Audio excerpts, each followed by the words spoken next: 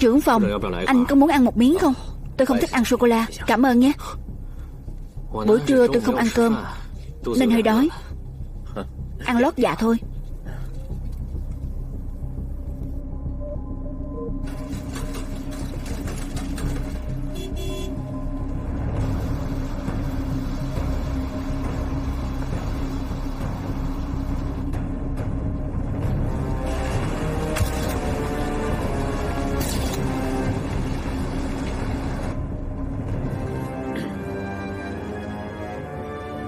Trưởng phòng, tôi hơi đau bụng.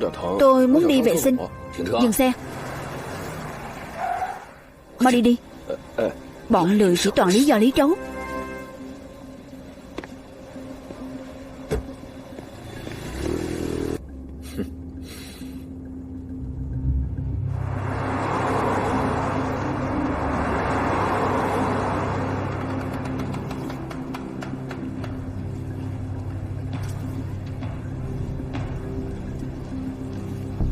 Ông chủ, tính tiền.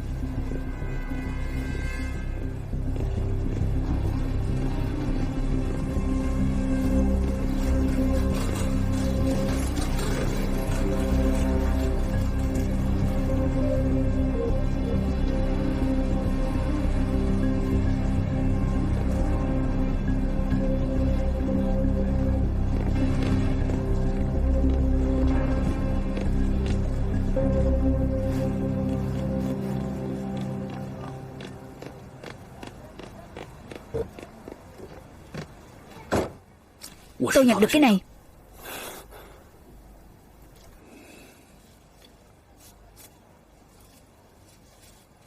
Đến nhà Mễ Lan gọi cho Tông Phương chạy đi. Nhà Mễ Lan, nhanh, nhanh đến nhà Mễ Lan. Được, cô ta trốn nhà mình sao? Người ở nhà họ có lẽ là Tông Phương. Tiểu Đao, chạy với tốc độ nhanh nhất. Chúng ta nhất định phải đến trước quân thống. Yên tâm đi, tôi biết rõ tất cả đường tắt ở Trường Sa. Chúng ta đi đường tắt.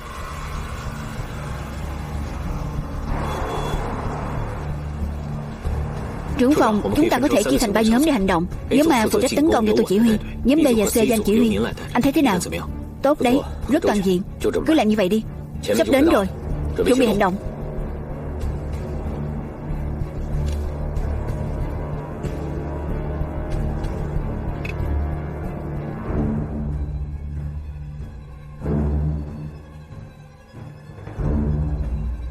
Bản đồ chi tiết trong và ngoài thành phố tỉnh Hồ Nam.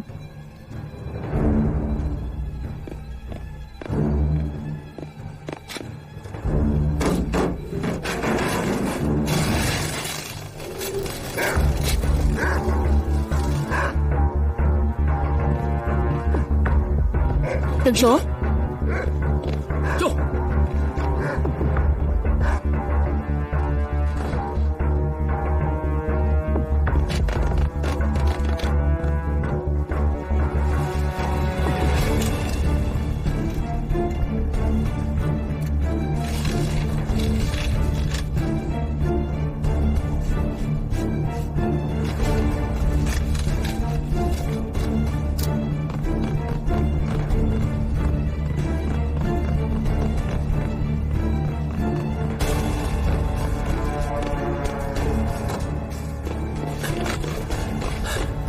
Cậu cả, người chạy mất rồi.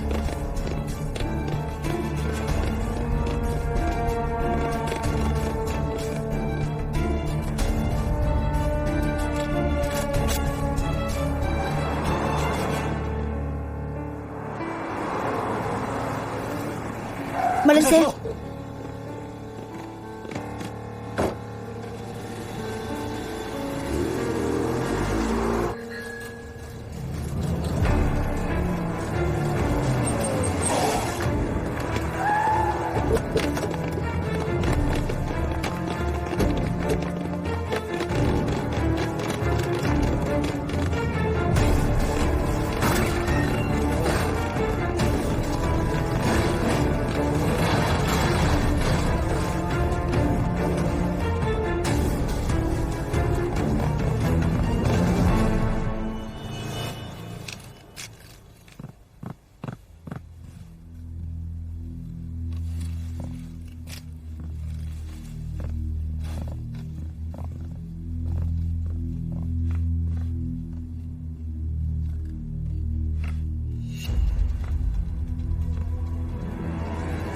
Bức tranh này sao lại để ở đây?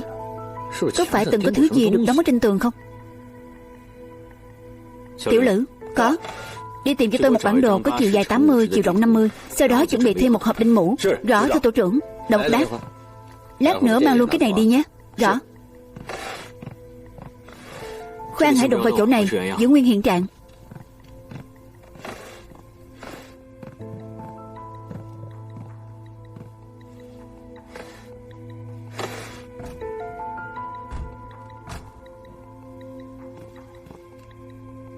Nước vẫn còn nóng, trà cũng mới pha.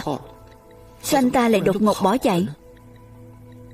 Cậu đi tìm ai đó nghe ngóng xem có ai nhìn thấy Tông Phương rời đi không, và rời đi bằng cách nào. Rõ.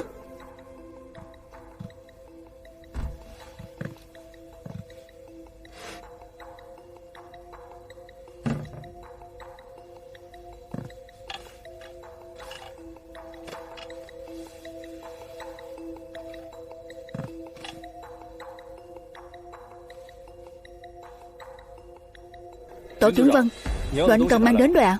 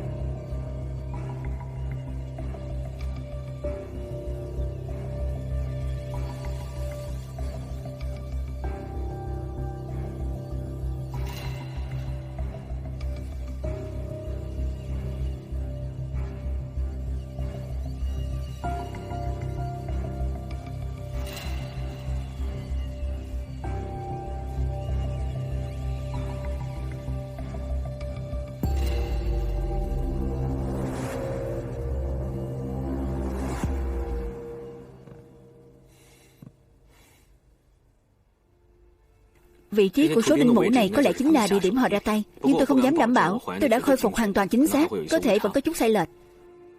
Tôi vẫn có một câu hỏi. Trên bản đồ này, dù thế nào đi nữa cũng phải có 10 mấy cái đinh mũ. Hơn nữa đây còn chưa phải con số chính xác nhất. Chỉ có một mình Tông Phương mà có thể cho nổ tung nhiều nơi như vậy sao? Như vậy cũng thật quá thần kỳ. Vì vậy tôi nghi ngờ bên trong nhất định có ẩn tình khác. Khi Lăng Hàn lên kế hoạch cho hành động lần này chắc chắn cũng đã nghĩ đến điểm này. Có lẽ bọn họ không có bao nhiêu người, làm sao với nguồn nhân lực có hạn này có thể hoàn thành nhiệm vụ. Trạm trưởng, tôi cũng đã từng nghĩ đến vấn đề mà cậu ấy nói, nhưng có nghĩ thế nào thì tôi cũng không hiểu được. Bây giờ chỉ còn lại một mình Tông Phương, sao anh ta có thể cho nổ nhiều nơi như vậy được? Anh nói xem có phải anh ta có bí mật gì mà chúng ta không biết không? Tôi cũng không rõ.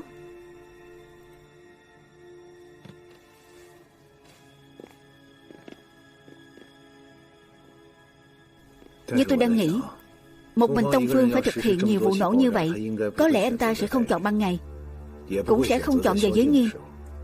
Có lẽ sẽ chọn lúc 12 giờ đêm.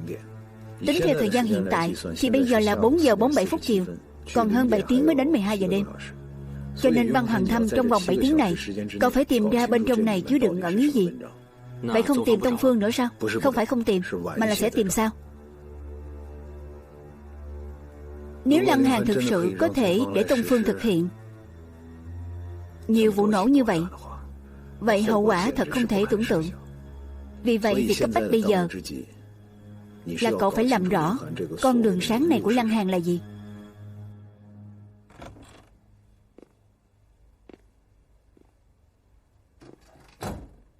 Không đúng. Không phải anh ta nên ép mình lập tức tìm ra Tông Phương sao? Thật ra cách giải quyết vấn đề vụ nổ như hai mặt của một đồng xu. Tìm ra Tông Phương sẽ không có ai gây ra vụ nổ. Ngược lại, phá giải cách dẫn nổ cũng có thể ngăn cản Tông Phương. Vậy nên dù Kha Tịnh Bình ra lệnh gì cho Vân Hoàng Thâm cũng sẽ không khiến người ta nghi ngờ. Nhưng Kha Tịnh Bình lại bảo anh tìm Tông Phương sao? Hắn là Côn Ngô sẽ không ra mệnh lệnh này, vì Côn Ngô chỉ muốn mau chóng hoàn thành kế hoạch lừa dối chiến lược, sẽ không cho Vân Hoàng Thâm thời gian để tạo ra biến số. Để đạt được mục đích này, anh ta sẽ không sắp đặt kế hoạch quá phức tạp. Vậy rốt cuộc Kha Tịnh Bình có phải Côn Ngô không? Vân Hoàng Thâm hoàn toàn không hiểu nổi. Rốt cuộc anh trúng bẫy của Lăng Hàn, hay lại rơi vào âm mưu mới của Kha Tịnh Bình đây? Anh ta đi rất vội vàng, chỉ lấy thứ quan trọng nhất. Vả lại, cách anh ta hủy chứng cứ rất thô bạo. Do đó có thể thấy chắc chắn anh ta đã gặp tình huống khẩn cấp nào đó, nên buộc phải rời đi. Nhưng là chuyện khẩn cấp gì đây? Có người muốn lấy mạng anh ta ư? Nhưng ai muốn lấy mạng anh ta? Rồi sao anh ta biết Tông Phương trốn ở nhà Mỹ Lan? Nếu không phải muốn lấy mạng anh ta, thì là hành động của anh ta có vấn đề. Nhưng đồng bọn của anh ta chẳng còn ai, sao anh ta biết được? Nói tới nói lui toàn là vô nghĩa. Rốt cuộc anh muốn nói gì? Tôi nghĩ có người báo tin cho anh ta. Đương nhiên cũng có thể là anh ta đã cài sẵn thiết bị cảnh báo nào đó mà chúng ta không biết. Chỉ cần chúng ta lại gần, anh ta sẽ biết và rời đi trước. Anh đi tra xem thế nào. Vâng.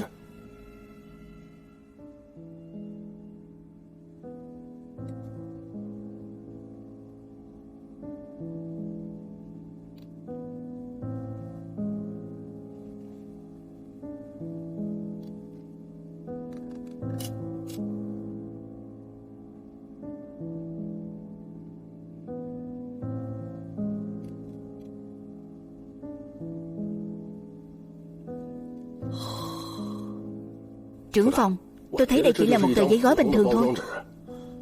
Tôi cũng mong nó chỉ là một tờ giấy gói bình thường.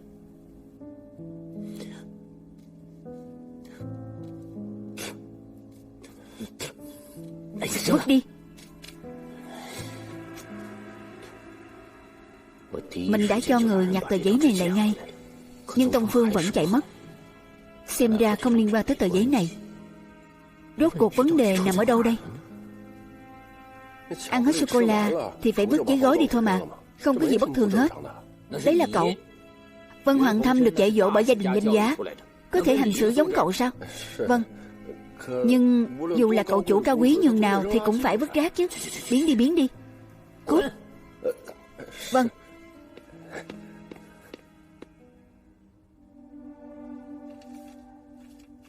Những thông tin này quá hỗn loạn. Vân Hoàng Thâm không thể nào sắp xếp chúng lại với nhau ngay. Cũng không biết chi tiết nào mới là thứ anh thực sự cần đến. Công trình này thực sự quá to lớn, quá lộn xộn.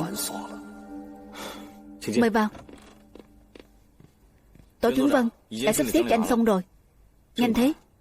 Cảm ơn, không có gì. Vậy anh làm việc trước đi. Tôi còn nhiệm vụ, xin phép đi trước.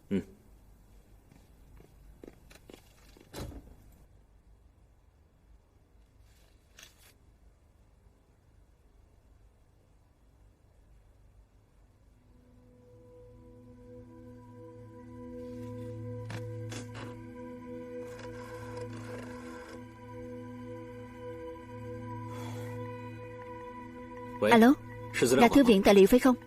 Tôi là Vân Hoàng Thâm, thuộc phòng hành động của quân thống. Có chuyện này cần hỏi các anh.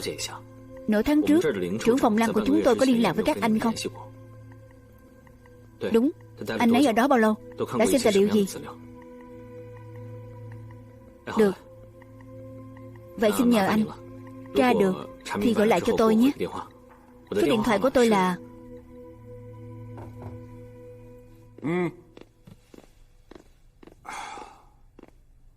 Phó trạm trưởng, đang bận à?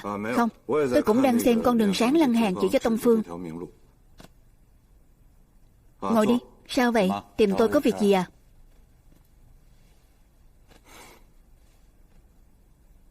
Phó trạm trưởng, giờ anh còn tìm được người lúc trước cung cấp giấy tờ khai sinh của Lăng Hàn cho trưởng ban quý không? Tìm được. Cậu tìm anh ta làm gì? Vừa nãy tôi chợt nghĩ Có thể người này đang gặp nguy hiểm. Cậu sợ Lăng Hàn ghim anh ta vì anh ta nói ra thân phận của mình, mượn tay người Nhật Bản báo thù cho anh ta ư? Mọi chuyện xảy ra sau khi Lăng Hàn chết đều có thể chứng minh anh ta là kẻ có thù là phải trả, không nể nang gì. Thù lớn thế này, anh ta không thể tự giải quyết thì cũng sẽ mượn tay người Nhật Bản để trút giận. Cậu tốt bụng quá. Thật đấy. Nhưng tôi thấy không cần đâu. Lòng trắc ẩn không cần thiết của chúng ta có thể sẽ là gánh nặng không có ích lợi gì cho chúng ta hết. Tôi hiểu. Nhưng đôi khi có những chuyện nếu không nói ra, tôi sẽ áy náy trong lòng. Chúng ta có thể nhẫn tâm bỏ mặc tính mạng của một số người, nhưng với người nhà của họ mà nói, mất đi họ sẽ đau khổ như trời sập vậy. Vừa nãy khi đọc tài liệu, tôi vô tình thấy một ghi chép gửi tiền an ủi, cũng không biết ai lơ mơ lại đi nhét vào sổ thông tin trong văn phòng của Lăng Hàn. Nhìn vậy, tôi thực sự có hơi tức cảnh sinh tình. Bỗng dưng nghĩ đến người này. Thôi không nói nhiều nữa. Vậy phó trạm trưởng làm việc trước đi. Tôi đi trước đây.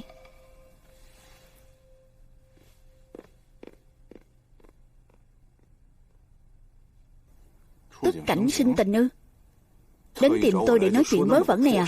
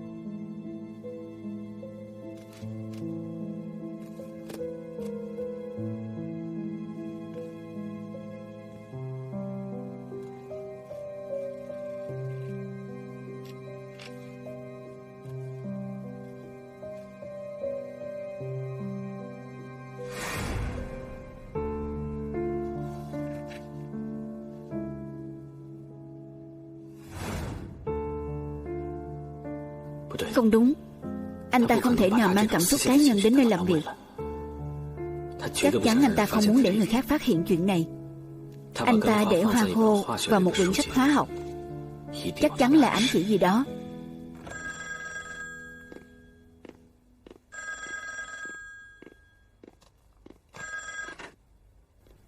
Alo, xin chào. Chào anh. Đây là thư viện tài liệu thành phố. Tôi đã tra được tài liệu trưởng phòng Lăng đọc hôm ấy rồi. Vậy được. Anh chờ một lát. Anh nói đi.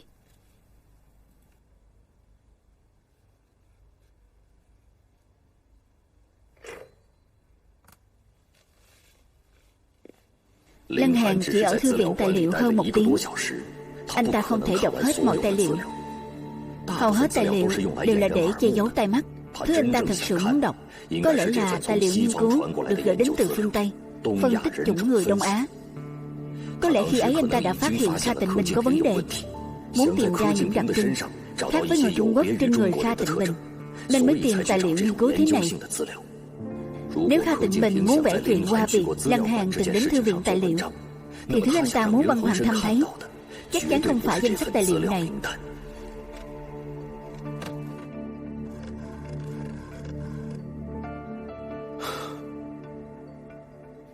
Alo, xin chào, tôi là Vân Hoàng Thâm.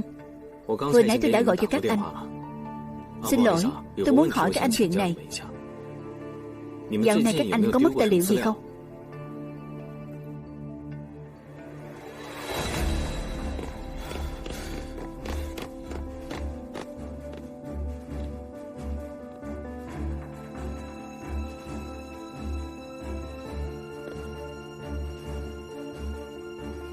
Thì ra là vậy. Kha Tịnh Bình này tàn độc quá.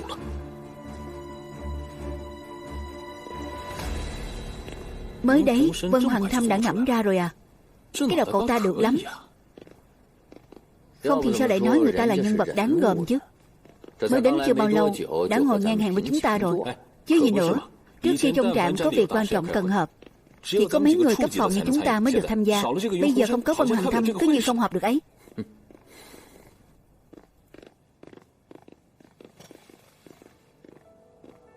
Trạm trưởng, thời gian cấp bách, tôi vào chủ đề chính luôn nhé.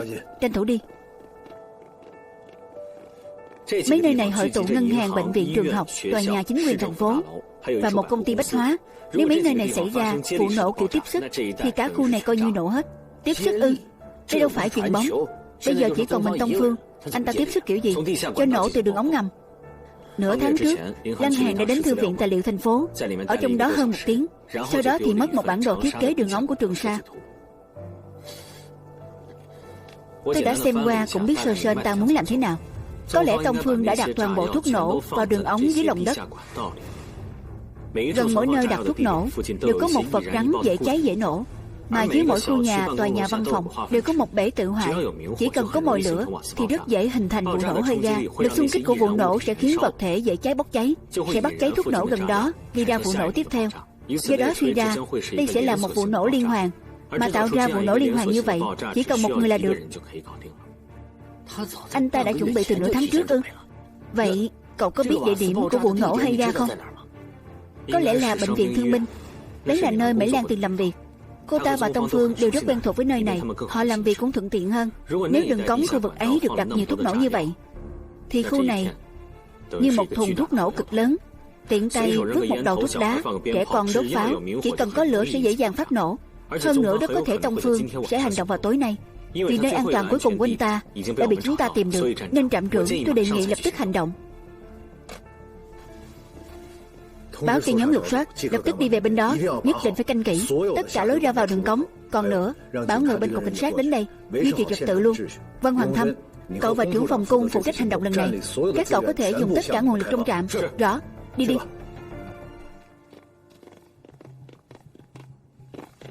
Đội trưởng, đến rồi. Phong tỏa các giao lộ, kiểm tra nghiêm ngặt các xe qua lại. Rõ.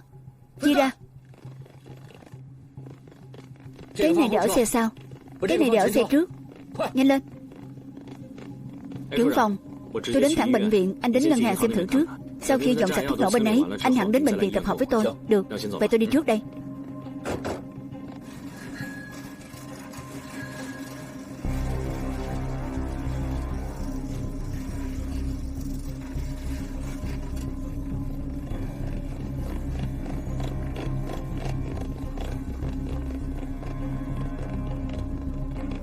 Nguy hiểm.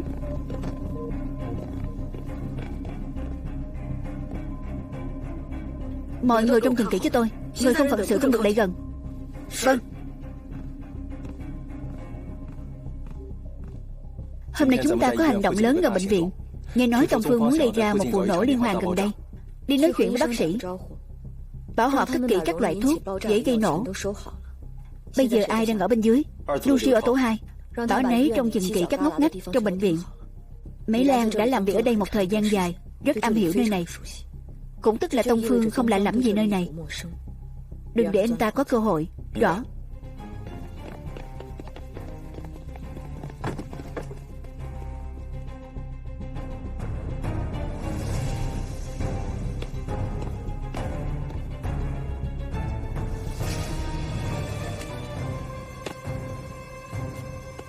Trên đường nhiều thùng rác như vậy mà các người lại vứt trên mặt đất, lỡ gây hỏa hoạn thì sao? Vâng, không dám nữa. Đi. Đội trưởng Đường, từ giờ đến trước khi kết thúc hành động, trên đường không được có lửa. Cố gắng bảo họ trong nhà đừng ra ngoài đi lung tung. Yên tâm đi, giao chuyện này cho tôi. Mở thùng ra. 2 người một nhóm, một người cầm đèn pin, một người cầm bình nước. Sau khi uống, lập tức hắt nước làm ướt mặt đất. Sau khi tìm được thuốc nổ, để một người ở lại xử lý hiện trường, không được để lại mầm họa ngầm. Đi. Tiểu Hoàng, cậu đi sắp xếp đi. Đội trưởng yên tâm. Đội trưởng Đường, anh lại đây với tôi. Được, 2 người một nhóm. Này, đội trưởng Đường, tôi nhớ anh là người Trường Sa nhỉ? Đúng vậy. Từ khi cha sinh mẹ đẻ đến nay, tôi chưa từng rời khỏi Trường Sa. Vậy anh có quen thuộc đường lối Trường Sa không? Cái tôi cần không phải là hiểu biết sơ sơ, mà là hiểu rõ như lòng bàn tay. Nói sao nhỉ? Tôi không dám vỗ ngực nói tôi biết mọi con đường, mọi ngõ ngách của Trường Sa có gì. Nhưng mà tôi khá chắc chắn.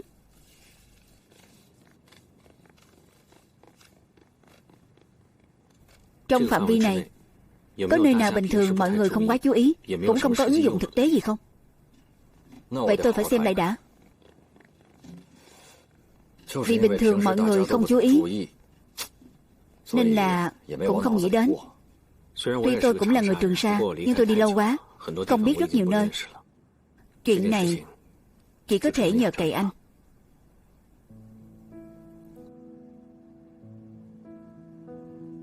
Nơi an toàn cuối cùng của Tông Phương vừa bị chúng ta dọn rồi.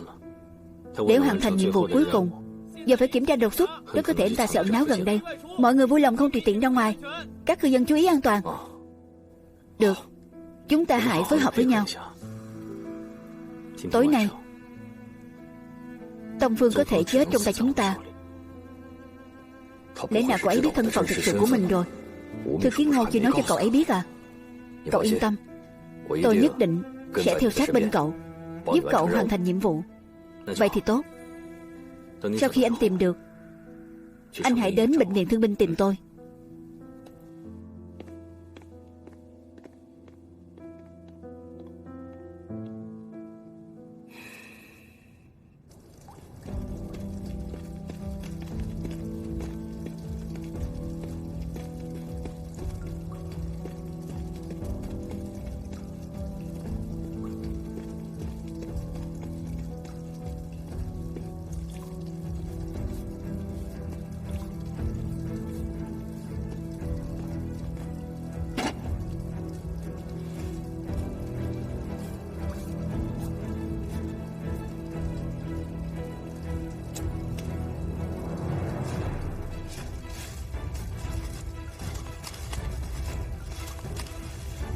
Tổ trưởng, chắc chắn anh ta lẻn vào từ cửa sau. Theo kinh nghiệm của tôi, đêm tối thế này, người làm việc xấu sẽ không đi cửa chính đâu. Vậy nên, cửa sau mới là sự lựa chọn tốt nhất. Anh nói xem có phải không? Vậy nên cậu không thể làm việc xấu thật. Người ta chặn cửa sau là bắt được cậu rồi. Tổ trưởng Vân, tôi nghĩ ra rồi. Ở đâu? Trùng hợp lắm. Ở gần nơi này, ra khỏi cổng bệnh viện, đi 200 mét về phía bắc, có một con đường hướng đông tây. Con đường này càng đi về phía tây càng vắng vẻ. Phía nam là một khu dân cư, nhưng chỗ tường sau khu dân cư và giữa con đường này được trồng một mảng cây xanh. Phía bắc là một khu nhà máy đang được quy hoạch lại, vẫn chưa bắt đầu thi công. Đến tối sẽ tối mù. Vậy nên khu đấy khiến người ta thấy lạ lắm, nhất là vào buổi tối. Trên con đường ấy có một phòng điện bỏ hoang. Năm ngoái có một người chết trong phòng điện ấy, chết khá thảm, nên người quanh đó đều thấy nơi này rất đáng sợ. Khi đi qua đều tránh rất xa. Sau khi xảy ra chuyện ấy, phòng điện bị bỏ hoang, bảo là bây giờ thi công nhà máy mới tu sửa lại.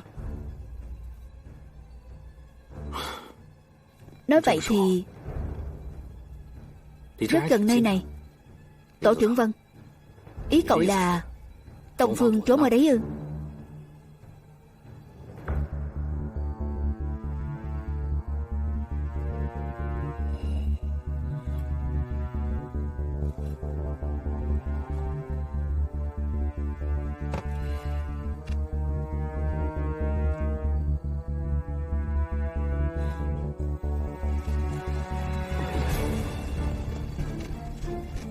Tổ trưởng Vân,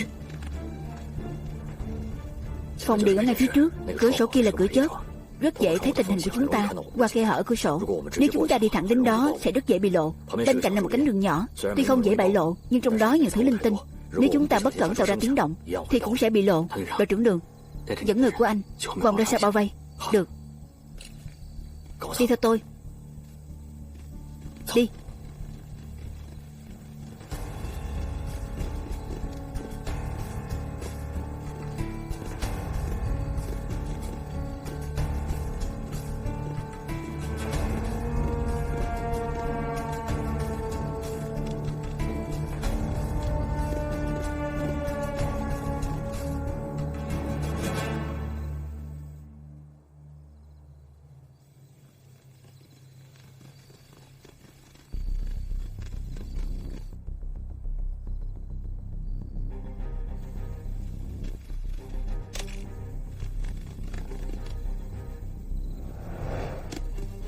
Cẩn thận.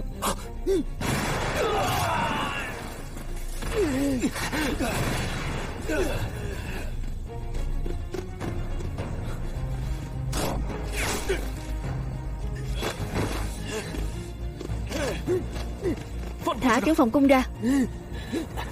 Cho tôi một chiếc xe. Để tôi đi. Được. Xe ở bên kia. Nhưng anh không được làm hại trưởng phòng cung. Chúng tôi đã tìm thấy toàn bộ thuốc nổ. Dù bây giờ anh bỏ chạy thì cũng không thể hoàn thành nhiệm vụ côn ngô gia tranh nữa. Tôi xin một câu nói cũ: còn núi xanh không sợ thiếu củi đốt.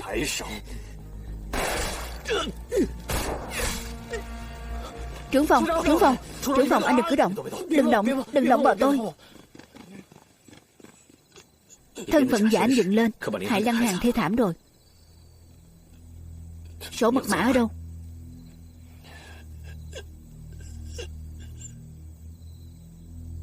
Cậu không tìm được đâu.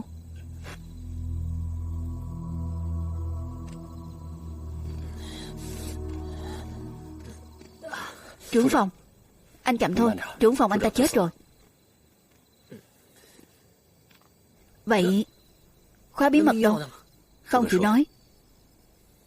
Phải giữ mạng. Đã nói với cậu thế nào hả? Trưởng phòng, tôi vốn định bắn vào vai anh ta, nhưng vừa rồi anh ta lao tới, tôi mới bất cẩn bắn trúng ngực anh ta. Không phải cố ý đâu.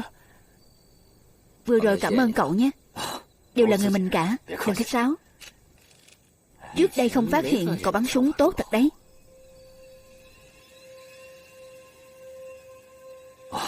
Trưởng phòng, tôi chỉ là mèo mù vớ phải cá rán. Trời tối bắn bừa thôi. Hai người đưa người đi. Trưởng phòng, súng của anh.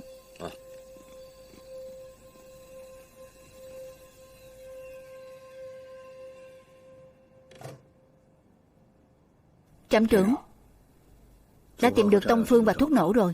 Chỉ là khi bắt Tông Phương, cậu ta đã bị bắn chết rồi. Thế chìa khóa...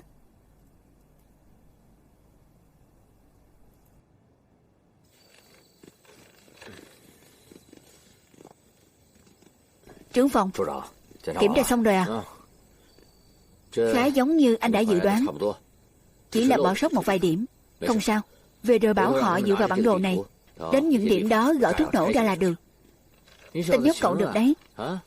Dự đoán kế hoạch của Lăng Hàn gần như chính xác. Nếu không biết, còn tưởng mưu kế thất đức này do cậu nghĩ ra đấy. Tôi cũng chỉ may mắn thôi. Anh cũng có thể nghĩ ra được. Chỉ là tôi có khúc mắc với Lăng Hàn, nên để tâm hơn chút. Chúng ta về thôi.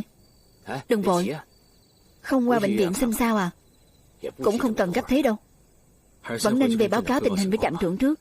Dù đã tìm thấy Tông Phương rồi, nhưng sổ mật mã ở đâu vẫn còn là một ẩn số. Về rồi cũng không biết giải thích thế nào với trạm trưởng. Chuyện này không trách cậu, là do tôi liên lụy cậu. Yên tâm đi, cứ để tôi lo chuyện giải thích cho. Đội trưởng Đường, cảm ơn nhé. Không có gì. Trưởng phòng đi cẩn thận nhé. Đi thôi. Lúc đó chúng tôi e ngại về tung tích của khóa bí mật, nên không ai dám bắn vào chỗ hiểm. Tông Phương lợi dụng điểm này, hành động cứ như không cần mạng, nên mới xảy ra chuyện ngoài ý muốn này. Trạm trưởng, đều là lỗi của tôi sẵn sàng chịu mọi trách nhiệm. Trạm trưởng,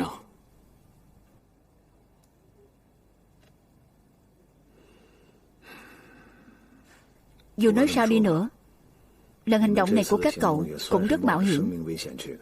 Nếu trong lúc hành động mà xảy ra chuyện gì bất trắc thật, thì hai người cũng chẳng thể quay về. So với lòng trung thành của hai vị dành cho đảng và nhà nước, thất bại lần này không đáng là gì. Cảm ơn trạm trưởng. Ngồi đi.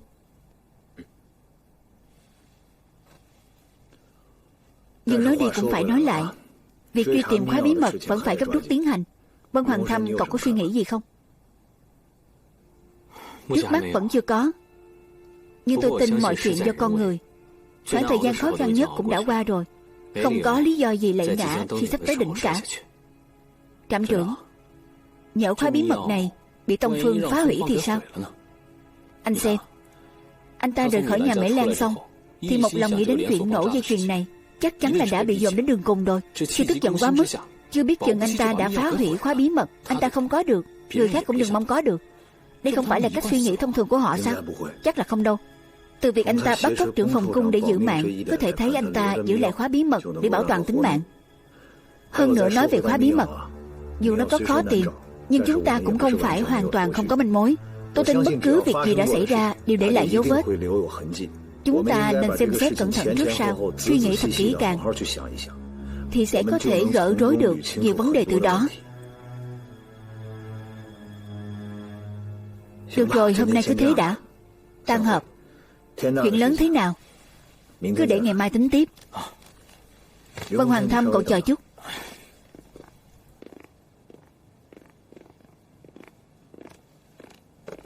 Lát nữa cậu định đến bệnh viện à? Tôi đi cùng cậu. Dạ Minh là đứa trẻ số khổ, nhiều năm qua cũng không dễ dàng gì. Con bé tìm được chỗ dựa cả đời, tôi cũng xem như yên tâm. Nhưng thật lòng mà nói, tôi thực sự không muốn con bé lấy người cùng ngành. Nhưng tôi nói cũng có ích gì đâu. Cuối cùng vẫn là chuyện của con bé mà. Con bé đã thích thì tôi cũng hết cách. Nhưng tôi muốn nói với cậu, con bé này rất cố chấp. Đừng phụ lòng con bé. Nói gì đi chứ, câm rồi à? Tôi chỉ hơi bất ngờ thôi. Đi thôi, còn chờ gì nữa. Tôi còn vài tài liệu cần xử lý.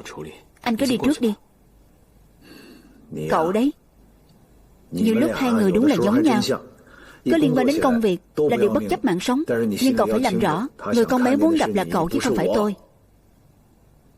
Nhanh lên đấy.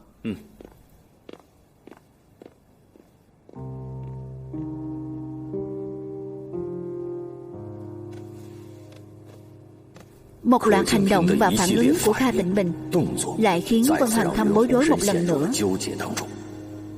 Anh ta có vẻ như rất thảnh thơi trước mọi diễn biến, hoàn toàn không giống Côn Ngô đang nôn nóng tìm khóa bí mật, đến mức không ngại tạo ra vụ nổ dây chuyền. Nhưng trước khi chết, phản ứng của Tông Phương đối với thân phận của Lăng Hàn lại gián tiếp chứng minh rằng tình báo tổ chức đưa ra là chính xác. Thân phận giả anh dựng lên, hại Lăng Hàn thê thảm rồi. Khóa bí mật ở đâu? Cậu không tìm được đâu. Xem ra cách duy nhất có thể chứng minh Kha Tịnh Bình chính là Côn Ngô là phải tìm ra mật thất trên bản đồ.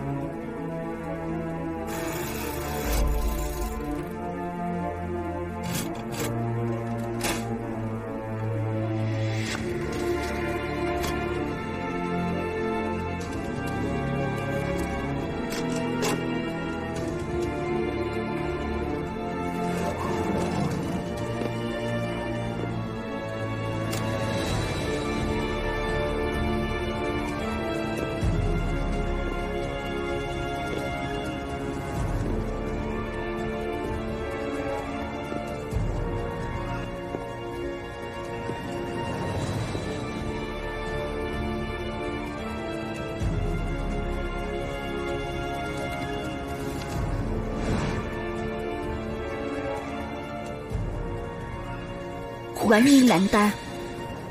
Người này đúng là ác quỷ. Anh ta coi tất cả mọi người là quân cờ, đùa giỡn trong lòng bàn tay. Đáng sợ hơn nữa là anh ta không những thành công mà còn chưa từng thất thế.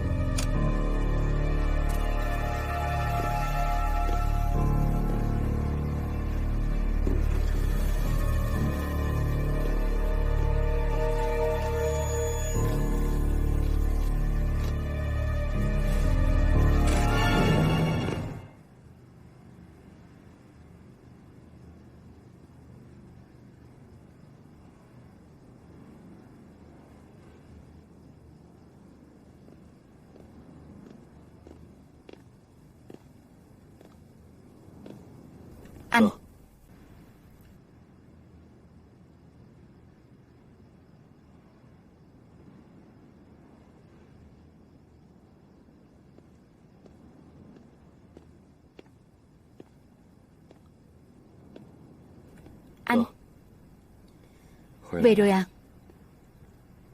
Chiều nay thư ký Ngô ra ngoài cùng chúng ta một chuyến. Mệt quá. Từ lúc trở về là cứ ngủ mãi. Nếu em không có việc gì quan trọng thì đừng tìm anh ta.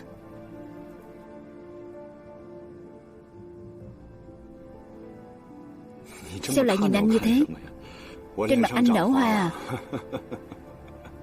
Anh, Mễ Lan chết rồi.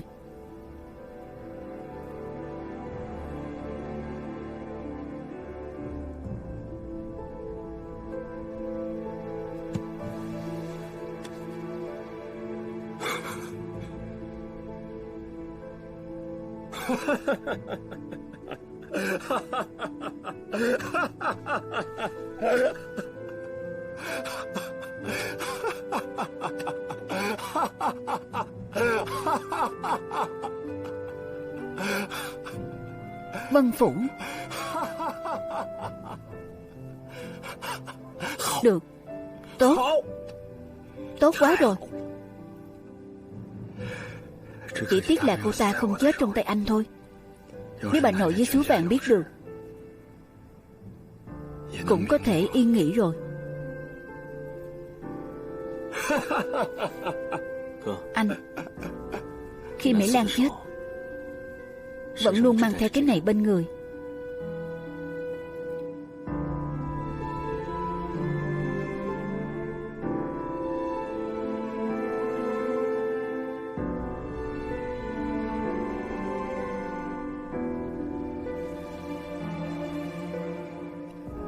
Vứt đi.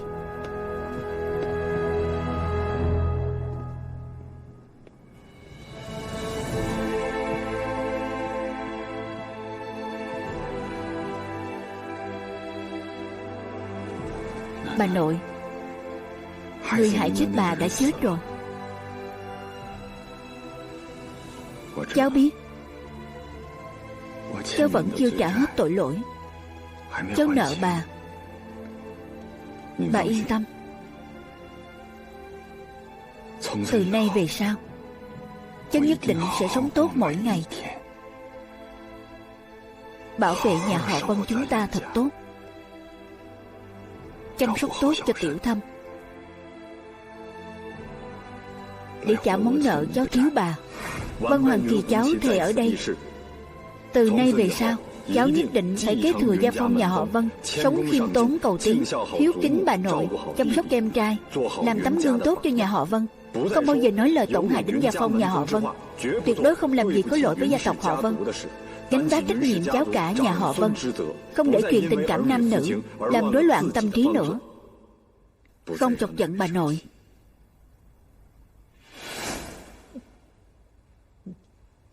Chăm sóc em trai, thề chết bảo vệ nhà họ Vân.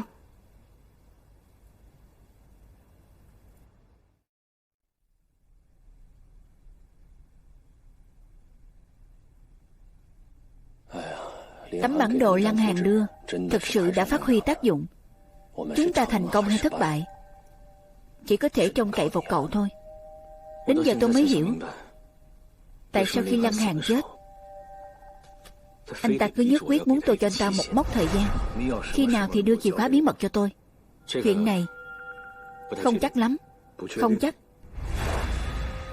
Theo lẽ thường, Lăng Hàn chết rồi, khả năng tôi bắt được Đông Phương sẽ lớn hơn. Hắn là sẽ cảm thấy dễ chịu hơn, thậm chí là háo hức muốn bắt anh ta.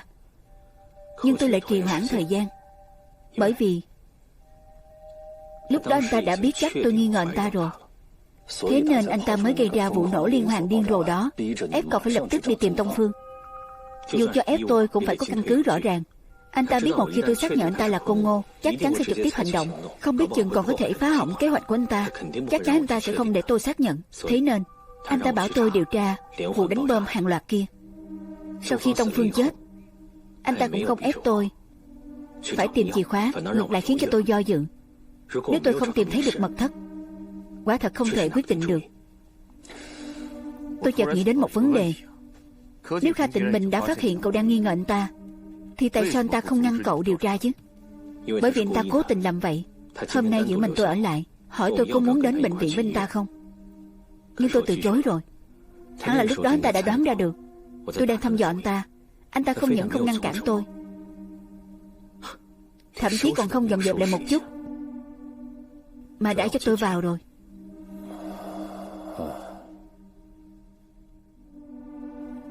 Anh ta phơi bày mọi thứ trước mặt cậu, nói cho cậu biết kế hoạch của anh ta, xác minh suy đoán trong lòng cậu. Mục đích của anh ta là gì? Anh ta đang dùng cách này để đả kích tôi. Anh ta muốn nói với tôi rằng dù cho tôi biết bí mật của anh ta, cũng chẳng làm gì được anh ta cả. Nhân tố mà cậu nói đến có thể có, nhưng chắc chắn không phải tất cả. Mặc dù anh ta luôn chiếm quyền chủ động, nhưng hẳn là anh ta đối xử với cậu như một đối thủ nặng ký của mình. Anh ta sẽ không coi thường cậu đến vậy đâu. Mục đích của anh ta, mục đích này rất có cho kế hoạch tiếp theo của anh ta. Kế hoạch tiếp theo của anh ta là muốn lợi dụng cậu để tìm chìa khóa. Nhưng trong căn mật thất này không có bất kỳ manh mối gì có thể giúp tôi tìm chìa khóa cả. Dù có thì sau này cũng không thể giải thích rõ ràng được. Người có đầu óc chỉ cần suy nghĩ một chút là sẽ đoán ra được chắc chắn trong căn mật thất này có vấn đề. Chắc chắn không phải như vậy. Tóm lại, bất kể là cái gì, nhất định phải dẫn đến mục tiêu cuối cùng của anh ta, hoàn thành lừa đảo chiến lược. Vậy bây giờ chúng ta suy luận ngược lại xem, nếu bên trong mật thất đó tôi tận mắt chứng kiến danh sách tử vong mà anh ta đã lập kia, và cả bức tranh anh ta vẽ, tôi sẽ có thể xác nhận được anh ta là Côn Ngô, cũng chứng thực suy đoán của tôi về kế hoạch lừa đảo chiến lược của anh ta. Sau đó thì sao? Sau đó cậu công bố những sự thật này cho công chúng. Không phải. Nếu như công khai sự thật thì đó không còn là sự thật nữa. Nếu một khi tôi rời đi, anh ta có thể tiêu hủy hết toàn bộ chứng cứ ở trong mật thất. Vậy những bức ảnh tôi chụp có ý nghĩa gì nữa? Ngày mai hành động đi săn sẽ hạ màn. Xin hãy đón xem. Được, tốt quá rồi. Truyền lệnh của tôi, sư đoàn 106 lập tức xuất phát, bí mật vượt biên giới Tương Cám, tấn công Trường Sa từ phía đông. Rõ. Hoàng Thâm, trở về ngủ một giấc đi. Biết đâu ngủ một giấc vậy là nghĩ thông mọi chuyện.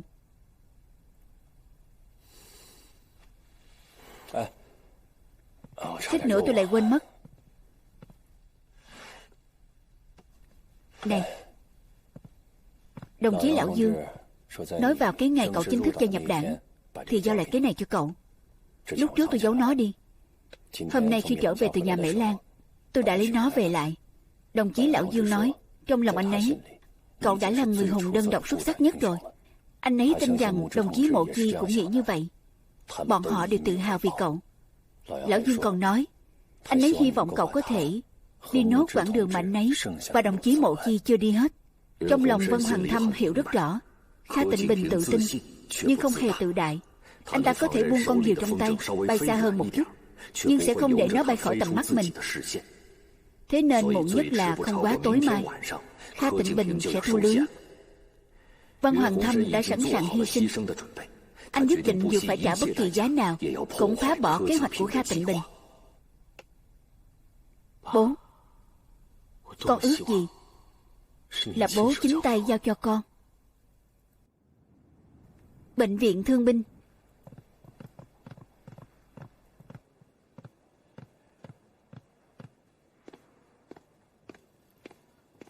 Trưởng quan, tổ trưởng Vân, anh đến rồi.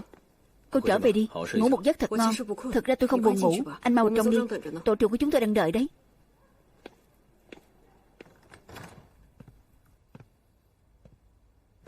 Bạn học Tiểu Văn, trong sắc mặt cũng tươi tỉnh đấy. Có nhớ anh không đấy?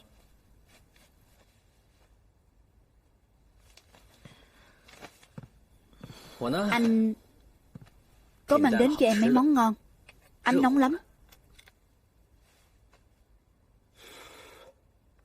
Nào, anh không giỏi nấu ăn, đừng bận tâm, em tự làm được mà. Anh cũng đâu phải trẻ con, cứ đút qua đút lại như thế thành ra cái gì. Đừng mà, em phải cho anh thể hiện bản thân chứ. Nào, nghe lời đi, nếu không sẽ nguội mất. Được lắm. Ăn thêm miếng nữa.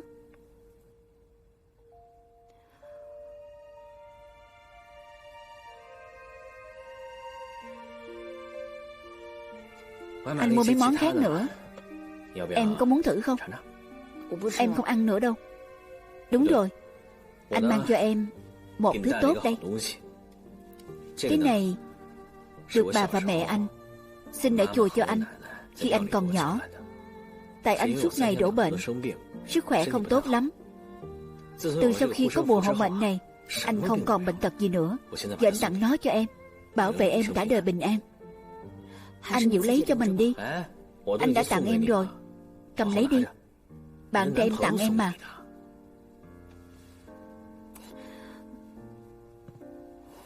Tạm biệt.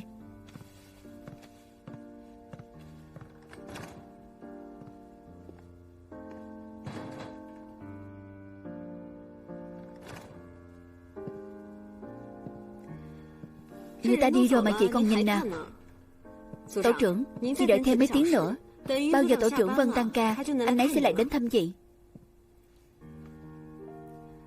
Đông Bình, cô biết đan áo len không?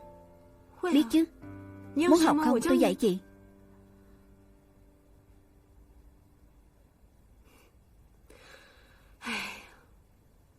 Quả nhiên đã khác hẳn. Tổ trưởng Vân giỏi quá, có thể khiến núi băng như chị tan chảy luôn. Ai là núi băng hả?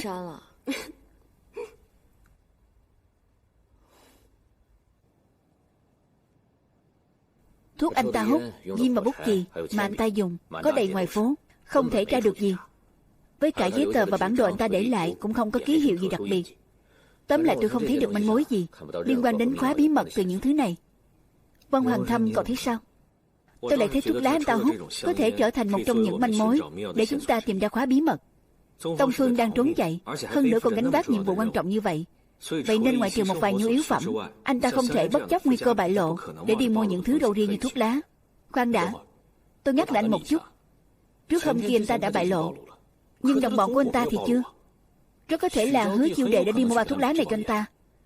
Đương nhiên Hứa Chiêu Đệ có thể đi mua cho anh ta, nhưng cô ta nghĩ đến địa vị xã hội và thói quen sống trước kia của Tông Phương, cũng không thể nào mua loại thuốc này cho anh ta, vì loại thuốc này rất rẻ. Nhóm người tiêu thụ là cư dân tầng lớp thấp nhất, vậy nên hẳn là anh ta tự lấy được. Không phải anh nói anh ta sẽ không tự đi mua sao? Đương nhiên anh ta sẽ không chủ động đi mua, nhưng nếu ở trong tình cảnh tương đối an toàn, anh ta cũng sẽ không từ chối nhận bao thuốc này. Tôi có thể hiểu ý cậu. Ý cậu là người của chúng ta tìm Tông Phương khắp nơi, không có nơi nào tương đối an toàn với anh ta. Tình cảnh mà cậu nói là một việc bắt buộc phải làm cho nhu cầu cuộc sống hoặc cho yêu cầu của nhiệm vụ. Hơn nữa khi làm việc này, anh ta đã lấy được bao thuốc ấy mà không hề làm tăng thêm rủi ro. Ví dụ như anh ta đến hiệu thuốc trộm thuốc, thấy một bao thuốc trên quầy, thế là tiện tay lấy đi luôn. Đúng vậy, có lẽ anh ta đã lấy được nó trong quá trình hoàn thành nhiệm vụ. Ý anh là anh ta lấy được bao thuốc ấy trong lúc giấu khóa bí mật ư? Nên ta giấu khóa bí mật là nhà máy thuốc lá hay tiệm thuốc lá à?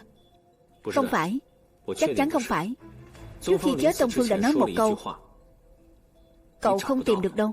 Khi nói câu này, anh ta khiến tôi nhớ đến Chương Hoa. Rốt cuộc cấp trên của anh là ai? Không phải cậu đã gặp rồi sao? Câu mà Chương Hoa nói có tồn tại tin tức thật. Ấy là tôi thực sự đã gặp cấp trên của anh ta, cũng tức là Tông Phương. Câu Tông Phương nói trước khi chết cậu không tìm được đâu. Khi nói chữ cậu, dường như anh ta nhấn rất mạnh. Chữ cậu này thể hiện cảm xúc khi ấy. Chắc chắn anh ta rất căm hận tôi. Tôi lại hỏi về khóa bí mật, nên anh ta cảm thấy tôi không tìm được là một cách trả thù tôi. Vậy nên tôi không tìm được chính là thông tin quan trọng trong câu này. Vân Hoàng Thâm, ý cậu là nên ta giấu khóa bí mật nằm trong điểm mù tư duy của cậu.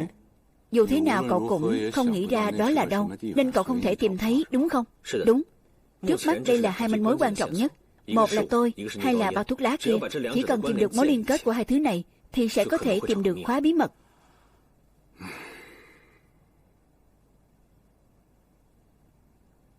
Cục điều tra và thống kê. Nơi mình không thể tìm được, nơi nào mình sẽ không đi tìm đây? Nhà văn Dạ Minh, trung học nữ sinh, nhà Mễ Lan, đều không giống lắm. Thế là ở đâu đây? Tổ trưởng Vân.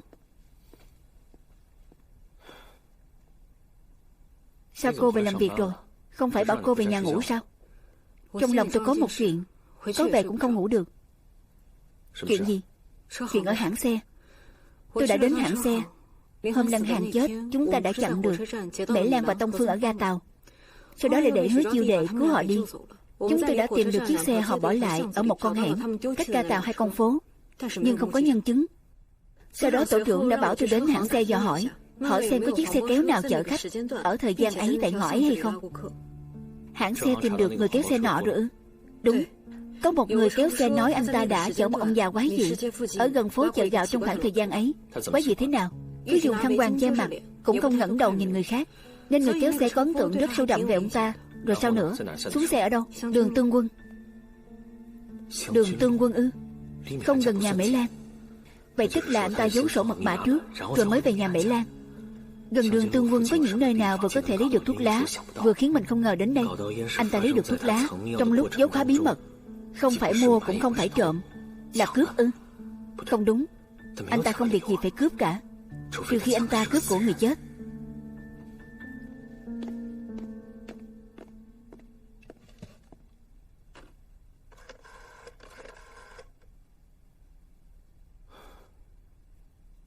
Đội trưởng Đường, anh hãy lập tức đi kiểm tra xem sao 7 rưỡi tối hôm kia gần đường Tương Quân có ai thiệt mạng, hay có người nào thiệt mạng mà nhờ ở khu vực đường Tương Quân không?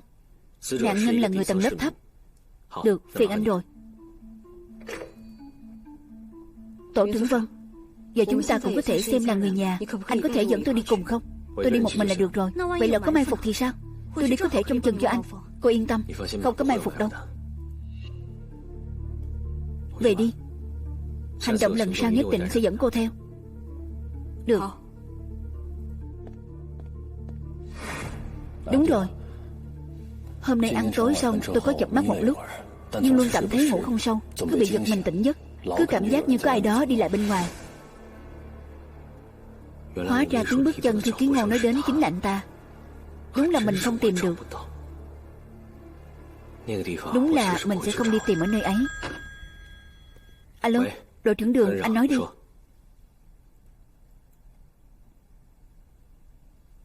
Được.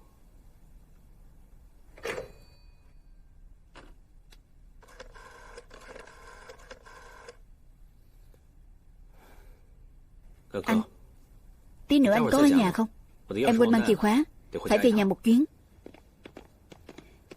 Anh cứ ở yên ở chỗ lão Hát, bao giờ an toàn rồi về. Nếu có tình huống bất ngờ gì, nhất định phải báo với tôi ngay. Lái từ từ thôi, chú ý an toàn, yên tâm.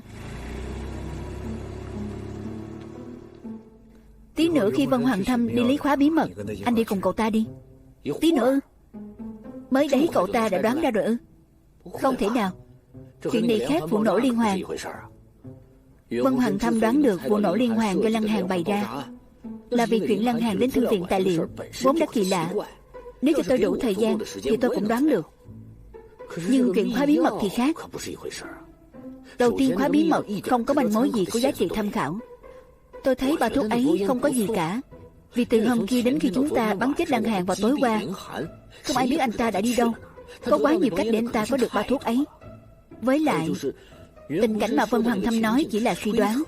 Có thể bà thuốc ấy đã ở bên người Tông Phương từ lâu rồi. Với cả quan trọng nhất là điểm mù tư duy mà cậu ta nói. Đã là điểm mù thì tức là nơi không dễ chạm đến. Cậu ta còn có thể đột ngột bước khỏi điểm mù trong tư duy của mình ư? Vậy nên nói anh ngu không phải nói quá. Đây là chỗ Vân Hoàng Thâm mạnh hơn tất cả các anh. Cậu ta biết Tông Phương lợi dụng điểm mù trong tư duy của cậu ta, thì cậu ta nhất định sẽ bỏ công sức vào đó. Anh hiểu không? Vào đi.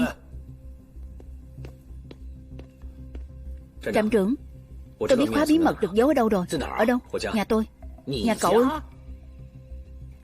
Đấy đúng là chỗ tốt. Đừng nói là cậu, chẳng người nào có thể đoán được hết. Anh im đi. Cậu chắc không? Về cơ bản thì chắc chắn rồi. Trần Đông Bình đã đến hãng xe điều tra. Tối hôm kia, một người kéo xe đã chở một người khách gần chỗ Hứa Chiêu Đệ bỏ xe, cũng tức là phố chợ gạo. Người ấy chính là Tông Phương. Anh ta xuống xe ở đường Tương Quân. Đúng là rất gần nhà của cậu ta. Đi đường chỉ mất 5 phút. Tôi đã gọi điện cho đội trưởng Đường để xác nhận. Tối hôm kia, một hộ gia đình trên đường Tương Quân có một đứa con trai thiệt mạng. Bình thường anh ta tăng ca tới muộn nhất là 10 giờ tối, nhưng tối hôm ấy cả đêm anh ta không về nhà. Sáng hôm sau, một người lao công phát hiện thi thể anh ta trên đường Thu Thủy. Tất cả đồ trên người anh ta, kể cả áo khoác, đều biến mất. Cũng tức là khi đến nhà cậu, Tông Phương đã bị người nào bắt gặp, nên giết người diệt khẩu tiện thể lấy bao thuốc ấy ư? Đúng vậy. Hôm qua khi đi lục soát nhà Mễ Lan, tôi tìm thấy một chiếc áo dài trong tủ quần áo nhà cô ta.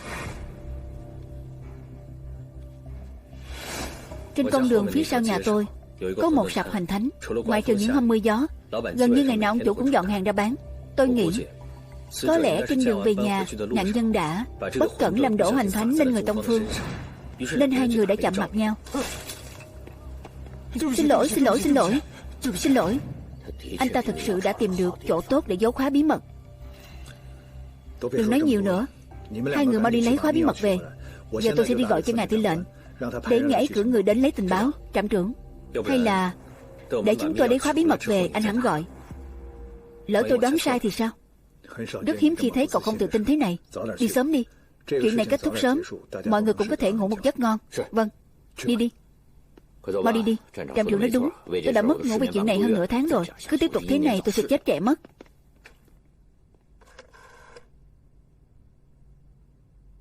Ngài tư lệnh, tôi là Kha Tịnh Bình. Ngài có thể cử người đến lấy tình báo rồi.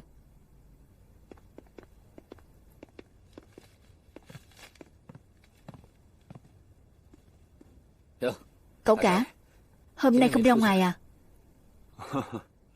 Trưởng phòng cung ghé chơi nhà, sao tôi dám ra ngoài chứ? Cậu cả khách sáo rồi.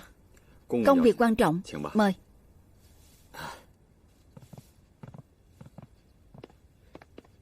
Cậu nói xem Tông Phương sẽ giấu khóa bí mật ở đâu? Nơi tôi không ngờ nhất chính là phòng của mình còn gì.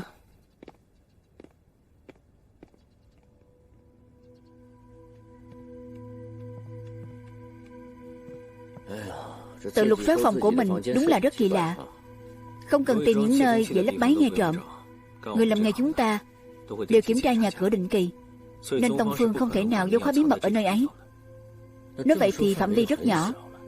Bắt đầu đi.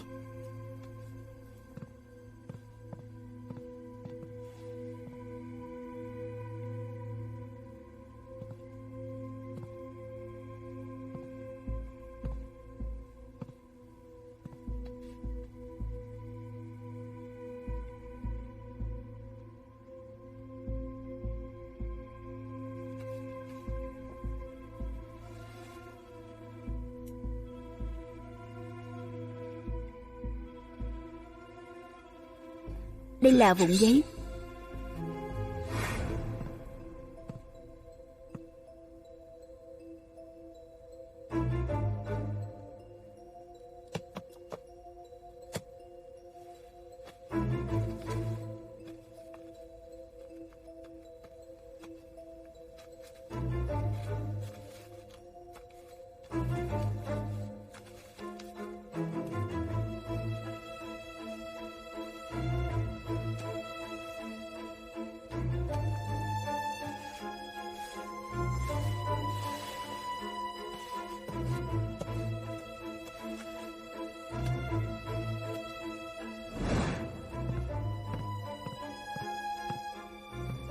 Cậu phát hiện gì vậy?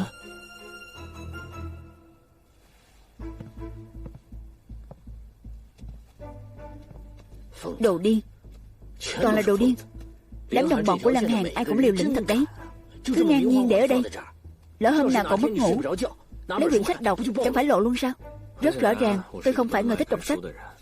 Đây đều là sách tôi đọc năm mười mấy tuổi. Tôi nghĩ Mễ Lan đã lén đến đây.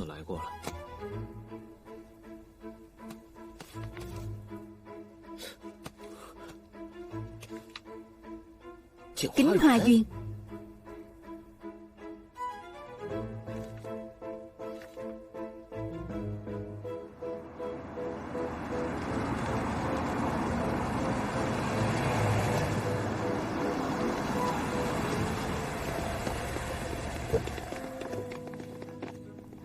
Trợ lý Trần, trạm trưởng Kha, ngài tư lệnh bảo tôi đến lấy tình báo. Tìm được khóa bí mật rồi, đang trên đường mang về. Rốt cuộc khóa bí mật là gì vậy? Chúng ta vào trong nói đi. Mời.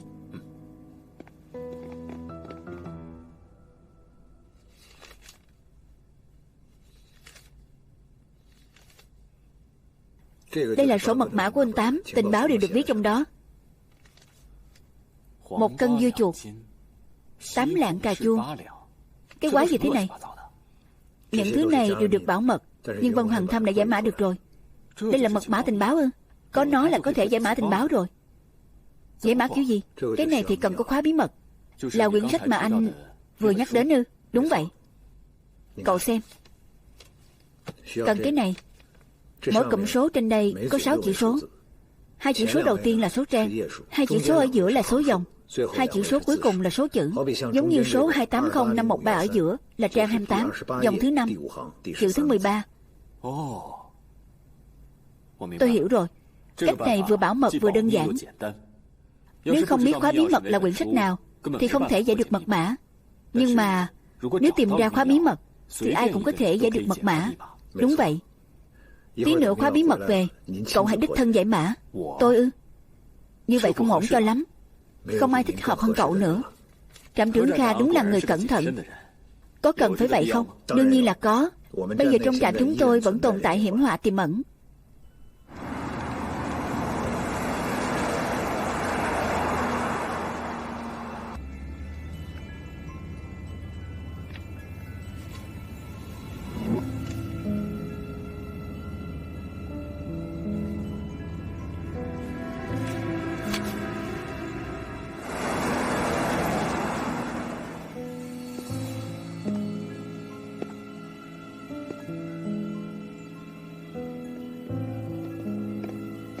Trạm trưởng, tìm được khóa bí mật rồi. Giao cho trợ lý Trần đi.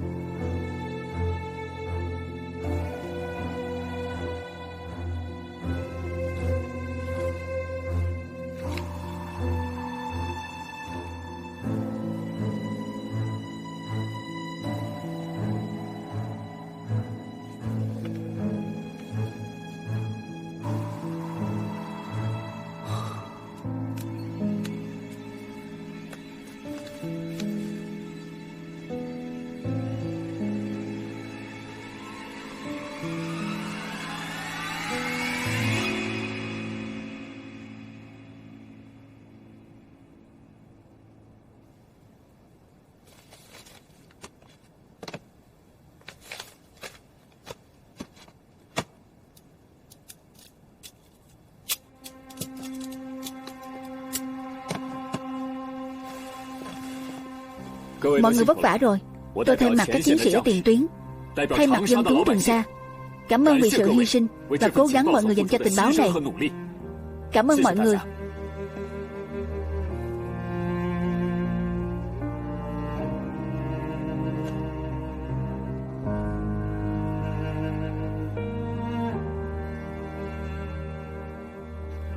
Tạm biệt.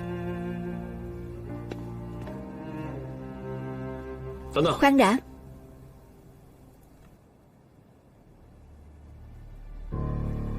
Trợ lý Trần,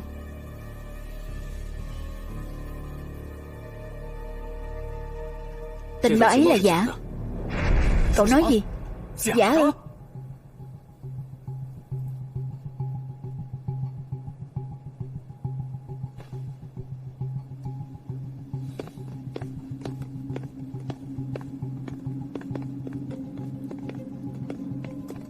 Không phải khóa bí mật và sổ mật mã của anh Tám đều do cậu đích thân lấy về sao? Sao lại là giả được? Vân Hoàng Thâm, không thể đùa như vậy đâu.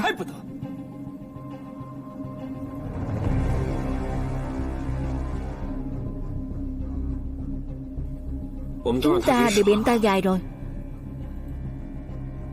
Lăng Hàn không phải Côn Ngô, anh ta mới phải.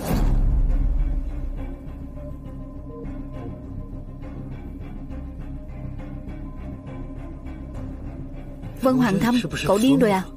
Cậu biết mình đang nói gì không? Anh ta đã bị xúi dục phản bội từ 10 năm trước. Sinh viên xuất sắc trường Hoàng Phố năm xưa đến Nhật Bản đào tạo ngắn hạn. Anh ta bị một nữ đặc vụ Nhật Bản, cũng tức là người vợ hiện giờ, lôi kéo, trở thành tay sai của người Nhật.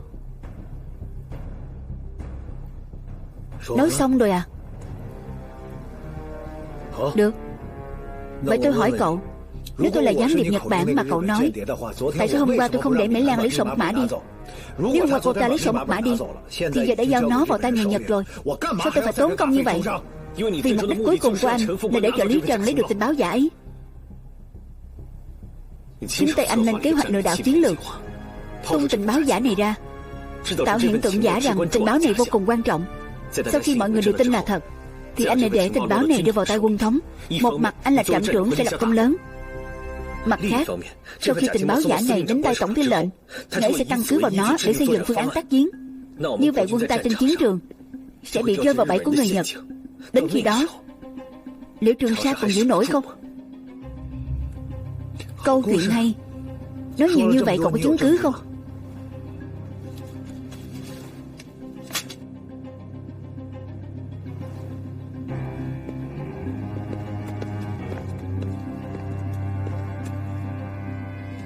Anh coi từng người chúng tôi như quân cờ. Khúc Văn Chí, anh Tám, Trương Hoa, Tôn Phương, Lăng Hàn, cả tôi và Văn Dạ Minh. Anh ở sau lưng bày mưu lập kế, dụ tôi vào thế loạn lạc này. Mục đích chính là mượn tay tôi để lấy được tình báo giả này từ anh Tám, rồi giao cho tổng tư lệnh.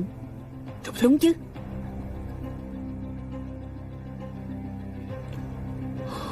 Những thứ này cậu tìm được ở đâu? Chứng cứ này nằm ngay trong mật thất của anh. Anh dám dẫn chúng tôi qua đó xem chứ?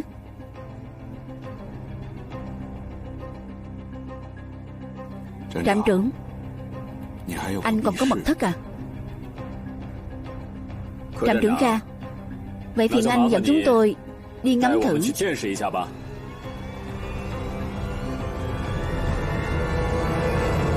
Không thành vấn đề. Vân Hoàng Thâm, tôi nói cậu biết, làm người tốt nhất nên để đường lui cho mình, nếu không hậu quả rất khó lường.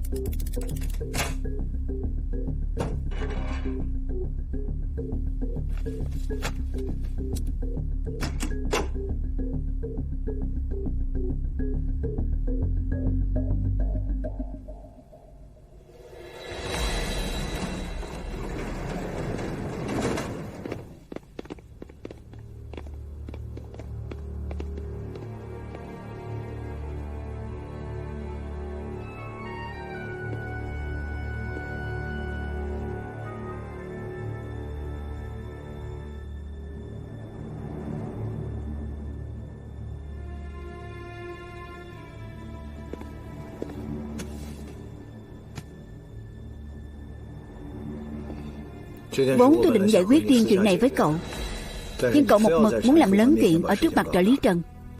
Tôi vẫn chưa hiểu. Vừa rồi những bức ảnh mà Vân Hoàng Thâm cho chúng tôi xem ở phòng họp, và những bức ảnh này, rốt cuộc cái nào là thật? Với cả vụ lừa dối chiến lược, rốt cuộc là ai lừa ai? Anh thì nhìn ra được gì? Anh được chụp rất rõ ràng. Người dựng vụ lừa dối chiến lược là Vân Hoàng Thâm, không phải tôi. Trợ lý Trần, chỗ này không phải nơi nói chuyện, chúng ta đổi nơi khác nói chuyện.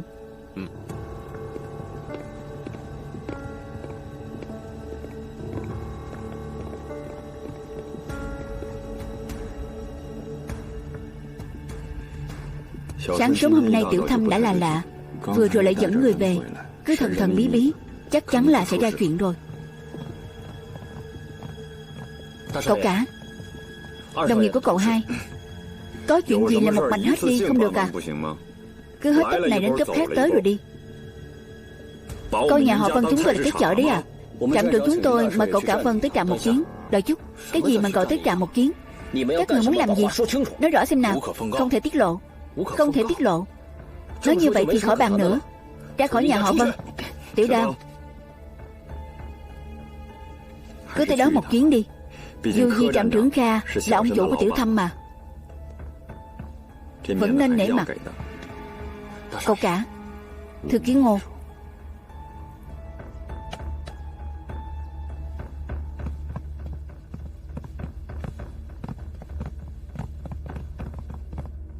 Trạm trưởng không nói đã xảy ra chuyện gì sao? Không, chỉ bảo chị tới trạm ngay. Mau lên, chắc chắn Vân Hoàng Thâm đã xảy ra chuyện rồi. Viết hết những gì anh nhìn thấy.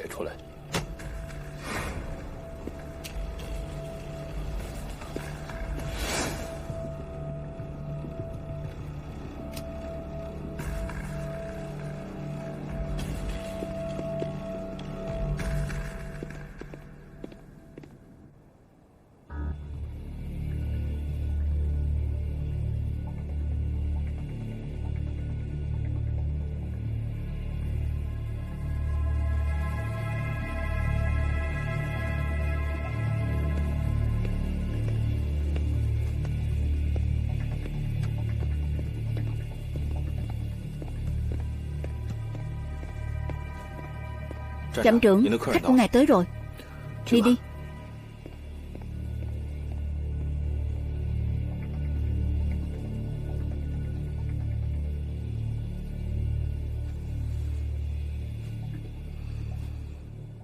Vân Hoàng Thâm, tôi thấy cậu là kiểu chưa thấy quan tài chưa đổ lệ mà. Người đâu? Mời khách của tôi vào đây.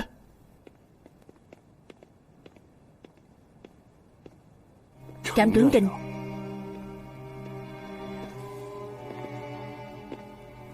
Chào anh. Chào anh trạm trưởng Trình. Chào anh trạm trưởng Kha. Mời anh ngồi. Được.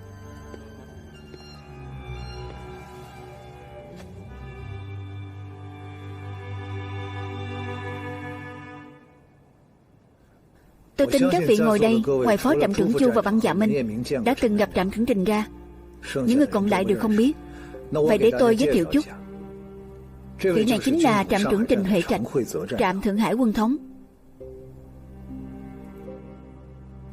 Trạm trưởng Trình, vị này là trợ lý của Tổng tư lệnh Chiến khu số 9. Chào anh.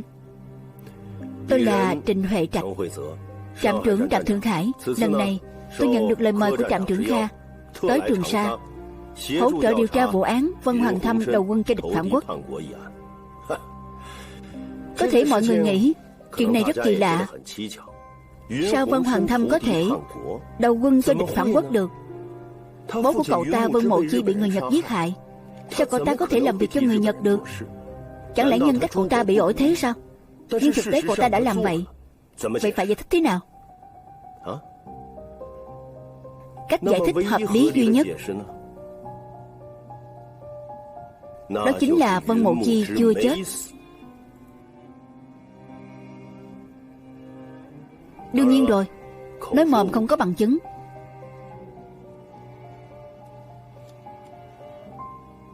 Trạm trưởng Kha,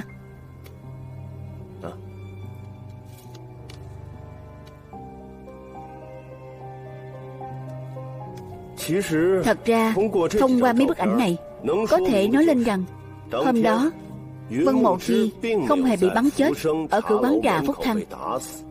Đương nhiên rồi, Vân Hoàng Thâm và 3 người khác bị người Nhật bắt đi. Anh Tám chạy thoát và thoát khỏi Thượng Hải.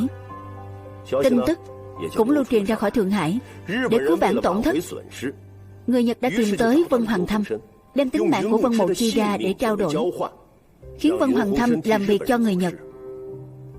Đây chính là chân tướng sự thật. Mọi người đều thấy cả rồi chứ? Đúng rồi, chỗ tôi vẫn còn một thứ.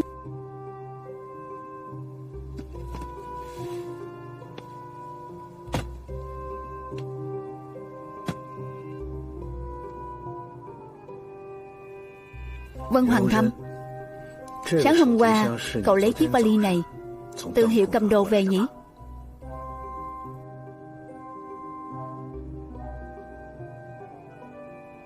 Trả lời tôi phải hay không phải?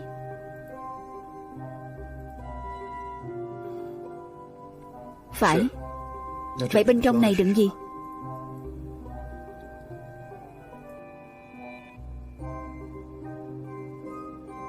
Không thể nói hay không muốn nói? Được, tôi giúp cậu.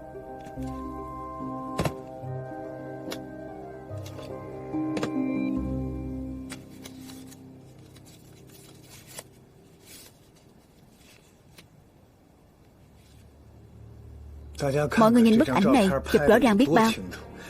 Ngay cả ngày của tờ báo trên đó cũng có thể nhìn rõ mồn một. Vân Hằng Thâm, cậu liên tục nói bố cậu bị người Nhật hại chết. Vậy tôi hỏi cậu, người trên bức ảnh này là ai?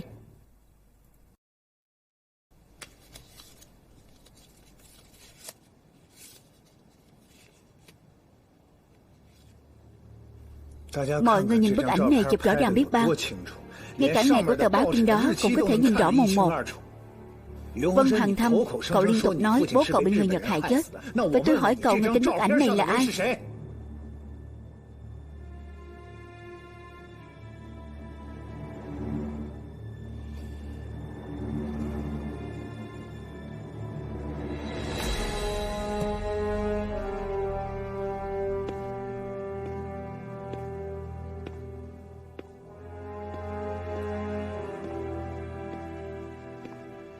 Vẫn còn một câu hỏi nữa.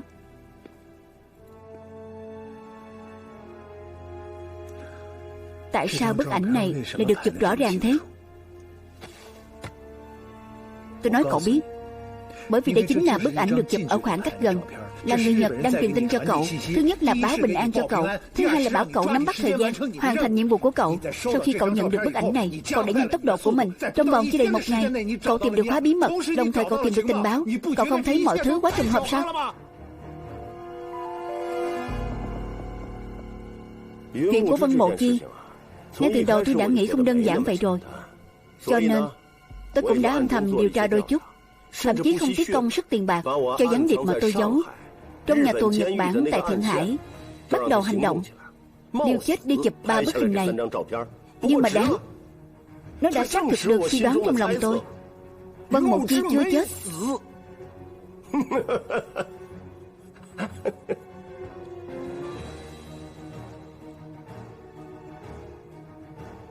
Không thể nào. Vân Hằng Thâm không thể làm chuyện này được. Không thể nào. Vậy cháu nói cho tôi biết, người trên bức ảnh này có phải bố cháu không? Người trên bức ảnh này rất mờ ảo, nhìn không rõ. Vậy sao? Tôi thấy anh em nhà họ Vân các người rất giống nhau. Không nhìn rõ bố ruột của mình. Tôi nói cháu biết, dù có biến thành tro cũng nên nhận ra chứ. Không nhìn rõ. À, thứ lỗi. Đột nhiên tôi quên mất, cháu không phải con ruột.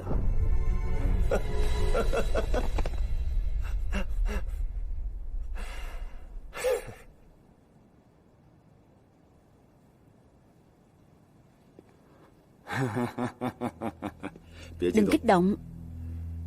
Đừng kích động. Tôi và Trạm trưởng Trình đều là người quen cũ.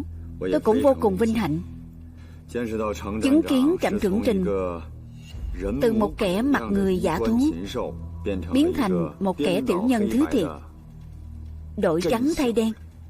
Đây không phải nơi chó hỗn láo. Người nhà họ Vân sẽ không làm chó cho người Nhật Bản. Vân Hoàng Kỳ, tôi nói cậu biết, đừng hỗn láo ở trạm chúng tôi. Biết bao chứng cứ ở trên bàn. Cậu còn gì để nói không? Nếu cậu không phục, được, cậu lấy chứng cứ ra cho tôi. Chẳng phải vừa rồi cậu nằng nặc vào chứng cứ sao? Các người đang vu oan giá họa. Cậu chắc chứ? Tôi chắc chắn là các người đang vu khống. Cậu chắc chứ? Tôi chắc chắn. Anh, im mồm. Em nghe lời anh thì đã không gặp chuyện như hôm nay rồi.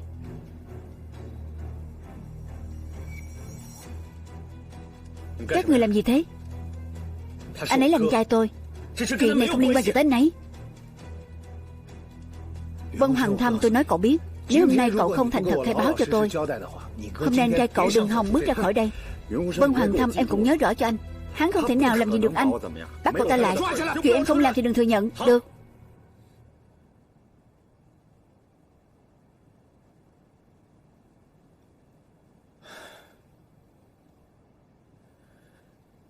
Tôi nhận hết. Những lời anh vừa nói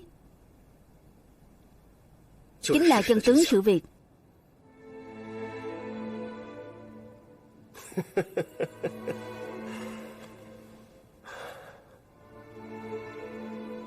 Em nói lại lần nữa.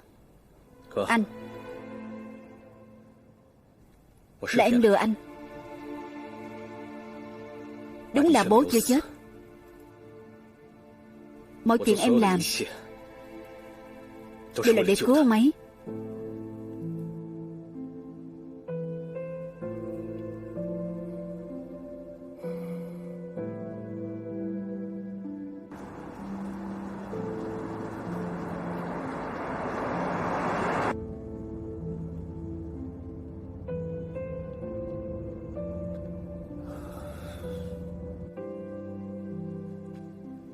Thằng khốn này, đừng mà. Thế mà mày lại làm hán giang. Cậu cả, bình tĩnh. Anh, cứ kệ em. Cậu cả, chuyện trong nhà nhờ cả vào anh. Cái đồ ba phải, cút đi cho tôi. Đồ ba phải này, lúc gặp điên thì nó muốn tốt cho mọi người. Tao nói mày biết, không cần phép nước, tao sẽ dùng gia pháp nhà họ Vân đánh chết mày. Thằng khốn này, bỏ tôi ra, để tôi đánh chết nó.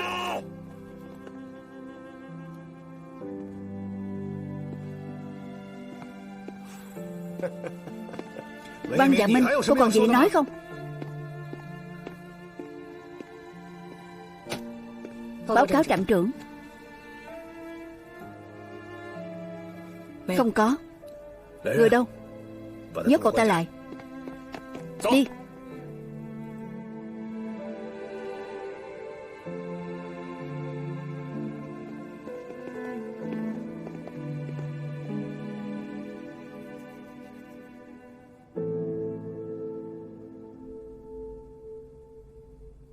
Rõ, tôi hiểu. Trạm trưởng Kha, tổng tư lệnh nói rồi, chuyện của Vân Hoàng Thâm vẫn nhờ anh để tâm. Trước khi mọi chuyện thẩm vấn rõ ràng, Vân Hoàng Thâm tuyệt đối không thể chết. Mong tổng tư lệnh yên tâm, tôi nhất định sẽ điều tra rõ chuyện này. Vậy tôi xin phép trước.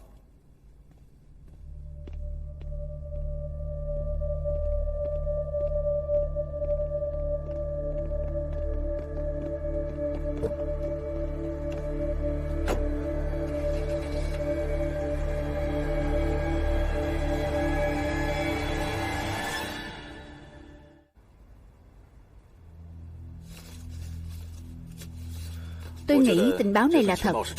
Kha Tịnh Bình và Trình Huệ Trạch là người lão làng của Quân Thống rồi. Trải qua thời gian dài thử nghiệm, chẳng lẽ còn không bằng tên nhóc vắt mũi chưa sạch Văn Hoàng Thâm. Giờ cậu lập tức bí mật hành động, hành quân cấp tốc đến trước quân địch, thiết lập mai phục. Lần này bất luận thế nào cũng không thể để hắn chạy thoát nữa. Rõ. Chuyện đến nước này tôi cũng không giấu cậu nữa. Mọi chuyện xảy ra ngày hôm nay đều nằm trong kế hoạch của Hoàng Thâm. Đây vốn là một nước cờ chết. Hoàng Thâm chỉ có thể lấy mình ra làm mồi nhử mới có thể cứu vãn được cục diện. Anh nói gì cơ? Tiểu Thâm đem mình ra làm mồi nhử, vậy chẳng phải cực lưu mạng sống sao? Là sẵn sàng hy sinh bất cứ lúc nào. Thế chẳng phải là cực mạng sống vào à? Không được. Không được đâu. Phải nghĩ cách. Gọi điện thoại cho tổ chức của anh, để tổ chức của anh nghĩ cách đi. Hoàng Kỳ, cứ phải dồn mạng sống vào đó sao? Chuẩn bị cho việc hy sinh phải không? Được. Thư ký Ngô, để tôi thay nó được không? Tôi hy sinh thay nó được không? Thư ký Ngô, tôi cầu xin anh đó. Tôi chỉ có một đứa em trai thôi. Để tôi thay nó được không? Cầu xin anh đó, thư ký Ngô. Anh để tôi thay nó. Hoàng Kỳ, cậu sao thế? Tôi vẫn đang giải thích cho cậu, nói rõ tình hình cho cậu. Sao cậu nóng vội thế? Cậu ấy đã chuẩn bị sẵn sàng cho việc hy sinh, nhưng chúng tôi có niềm tin tất thắng. Niềm tin tất thắng. Đúng, niềm tin tất thắng. Cậu có thể để tôi yên tâm chút không? Bình tĩnh nghe tôi nói hết đã. Được chứ. Đứng dậy. Ngồi đi đã. Vậy tôi có thể làm gì? Cậu làm được nhiều thứ lắm. Cậu cả, có người ném thứ này vào.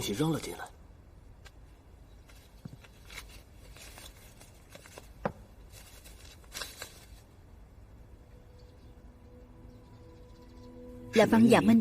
Cô ấy hẹn gặp tôi.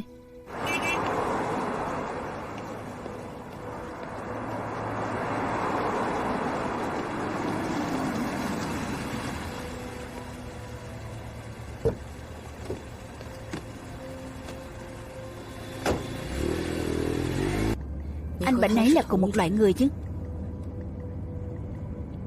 Hôm qua lúc đi bắt Tông Phương, anh đã nhặt đầu bút chì mà Vân Hoàng Thâm ném nhỉ? Phải. Nếu anh chỉ là cậu cả nhà họ Vân thì anh ấy sẽ không giao phó chuyện quan trọng như vậy cho anh. Nếu anh đã đi, chứng tỏ anh và anh ấy là người chung đường. Anh không cần phòng bị tôi như vậy. Anh ấy đã nói hết cho tôi rồi. Anh ấy là Đảng Cộng sản, trạm trưởng là Côn Ngô. Tôi đã đến đây tìm anh, tức là tôi đã có sự lựa chọn.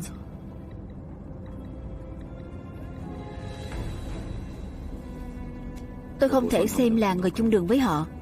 Tôi chỉ làm việc giúp họ thôi. Vậy anh có biết cấp trên của anh ấy không? Thư ký Ngô được cứu đi rồi. Anh có liên lạc với ông ấy không? Cô không cần hỏi chuyện này nữa. Tóm lại, bọn tôi sẽ bất chấp tất cả để cứu Tiểu Thâm ra ngoài. Trạm trưởng sẽ không cho chúng ta quá nhiều thời gian đâu. Các anh đã nghĩ ra cách cứu anh ấy chưa? Cô phải nói cho chúng tôi biết cô nghĩ thế nào. Bạn của Tiểu Thâm nói, nếu cô đã lựa chọn thì phải phối hợp với kế hoạch của chúng tôi. Chúng tôi phải biết ý của cô thì mới có thể hoàn thiện kế hoạch của mình. Muốn chứng minh thứ mà Vân Hoàng Thâm chụp được ở mật thất thực sự tồn tại thì phải tìm được 3 vật chứng quan trọng nhất: điện đài, tranh và danh sách tử vong. 2 cái sau đã bị tiêu hủy, nhưng có lẽ điện đài vẫn còn đó.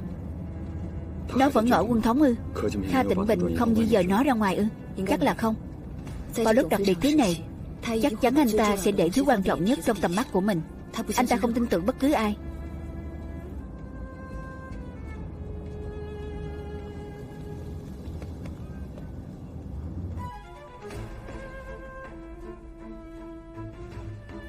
Đi chuẩn bị đi, sắp tới rồi.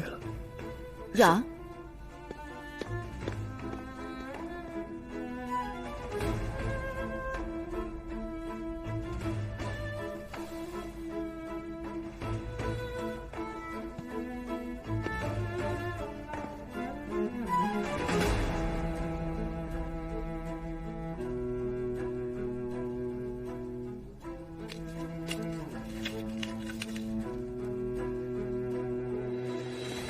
Quán đặc sản Đông Bắc. Hôm nay nghỉ bán.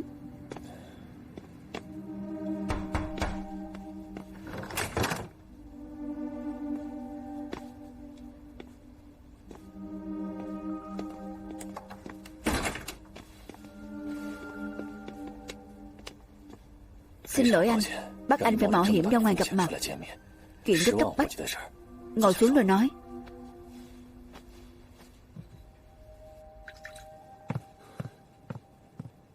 Đã bao lâu rồi, sao vẫn chưa về? Làm gì thế này? Cuối cùng anh cũng về rồi. Cẩn thận. Thế nào? Thế nào? Ngay sau khi nhận được tình báo này, ngài tư lệnh đã gọi điện cho Chu Hạ, hỏi xem Chu Hạ thấy sao về tình báo này. Chu Hạ nói thế nào? Chu Hạ chọn tin Kha Tịnh Bình. Đã là lúc nào rồi mà còn chơi trò chính trị chứ? Chu Hạ chọn như vậy cũng không hoàn toàn do suy nghĩ về mặt chính trị. Cậu xem, so ra thì mọi người sẽ hài lòng tin những tay lão làng như Kha Tịnh Bình, Trình Huệ Trạch hơn là sức thuyết phục của người mới như Hoàng Thâm. Vả lại, lần này Kha Tịnh Bình sắp đặt mọi chuyện quá hoàn hảo, có cả nhân chứng và vật chứng, đúng không? Vậy không cần đến Chu Hạ nữa à? Cũng không thể nói vậy.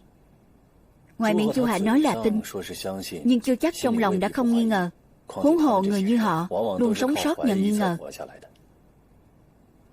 Có lẽ bây giờ bước đệm trước kia Hoàng Thâm chuẩn bị đã có tác dụng rồi.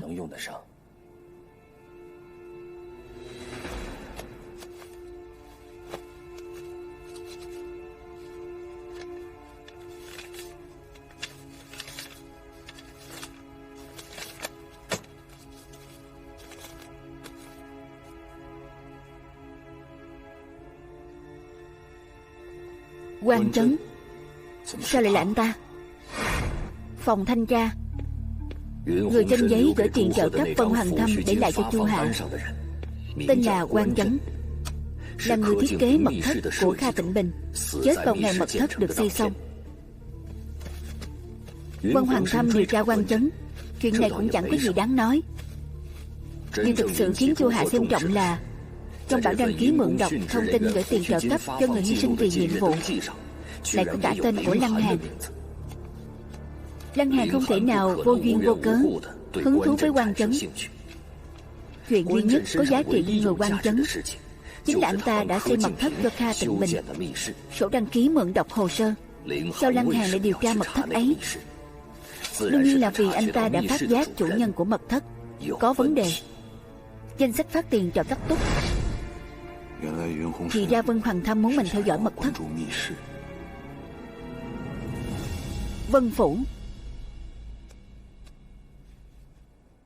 cậu xem. Để có câu trả lời cho ngài tư lệnh, cũng như để chứng minh tính chân thực của tình báo này, Kha Tịnh Bình buộc phải lấy được lời khai của Hoàng Thâm. Đúng là chúng ta cần lợi dụng điều này để dựng chuyện. Làm kiểu gì đây? Tôi đã bảo anh là Tiểu Thâm đã đích thân khai nhận rồi. Thế thì Kha Tịnh Bình lấy ra một biên bản lời khai không phải là chuyện hết sức đơn giản sao? Đấy lại là chỗ khó nhất của Kha Tịnh Bình. Ngoài miệng Hoàng Thâm thừa nhận, nhưng chắc chắn không dễ dàng cho anh ta lời khai.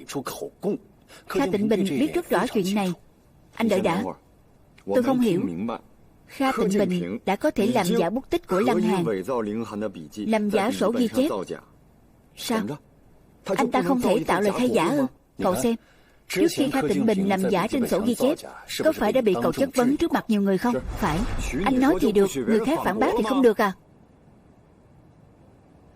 Anh bám vào mấy tấm ảnh này nói là Lăng Hàn chụp. Có bằng chứng không? Trừ khi Lăng Hàn đứng trước mặt tôi nói số ảnh này là do anh ta chụp thì tôi tin. Cả chữ viết trên sổ ghi chép nữa, anh ta nói là tự anh ta viết thì tôi tin. Tôi bảo này, anh là trạm trưởng cơ mà. Nói năng làm việc thì phải có bằng chứng chứ. Anh không thấy mất mặt à? Anh ta sẽ dùng một chiêu đến 2 lần ư?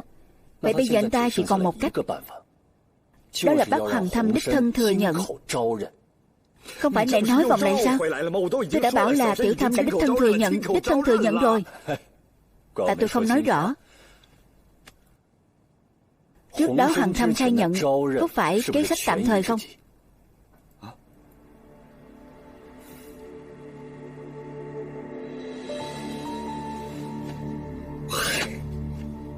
Tôi đúng là sau khi ấy tôi không nhận ra nhỉ? Thật ra Tiểu Thâm đang câu giờ. Có phải Kha Tịnh Bình cũng sẽ nghĩ vậy không? Chắc chắn anh ta biết rồi. Anh ta gian xảo thế cơ mà. Tôi hiểu ý anh rồi. Ý anh là bây giờ hẳn là Kha Tịnh Bình đang nghĩ đủ mọi cách không cho Tiểu Thâm phản cung. Dù ai hỏi, Tiểu Thâm cũng phải thừa nhận là nó đã làm việc đó, đúng không? Bây giờ Kha Tịnh Bình không thể tra tấn Hoàng Thâm, đúng không? Cũng không thể bắt cậu hoặc Văn Dạ Minh để uy hiếp Hoàng Thâm, đúng không? Vậy cậu nói xem giờ anh ta phải làm gì?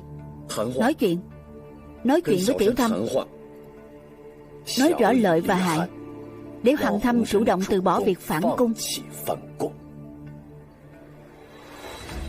Họ sẽ nói chuyện ở đâu đây? Mật thất của Kha Tịnh Bình. Chắc chắn Kha Tịnh Bình tin rằng không ai dám cài máy nghe lén ngay dưới mí mắt anh ta. Chúng tôi đã lấy được bản vẽ mật thất này. Có bản vẽ là có thể cài máy nghe lén rồi. Trên bản vẽ có đánh dấu một đường dây. Đường dây bí mật chính là dây anten của điện đài bí mật của Kha Tịnh Bình.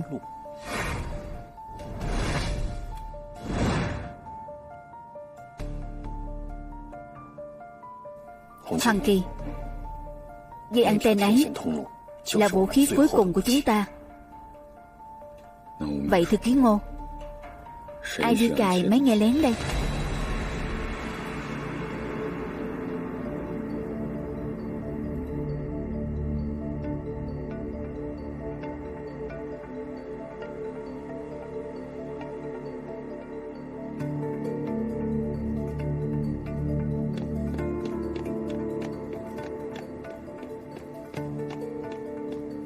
Cậu cả đã chuẩn bị xong rồi.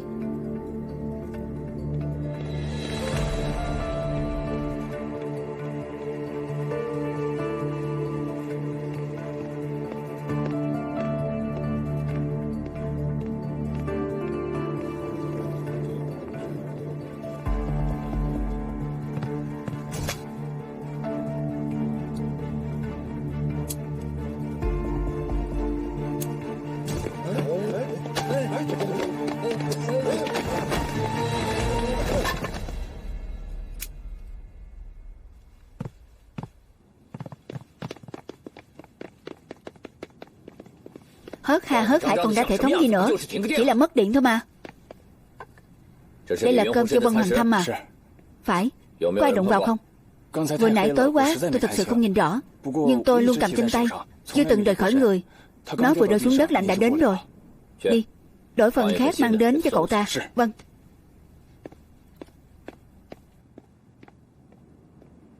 Đi đi. Đúng vậy, đúng là họ muốn giở trò trong cơm nước. Nhưng mà tôi đã cho người mang phần khác đến. Nếu họ muốn anh mang phần khác đến thì sao? Khoan đã, tôi đi cùng anh.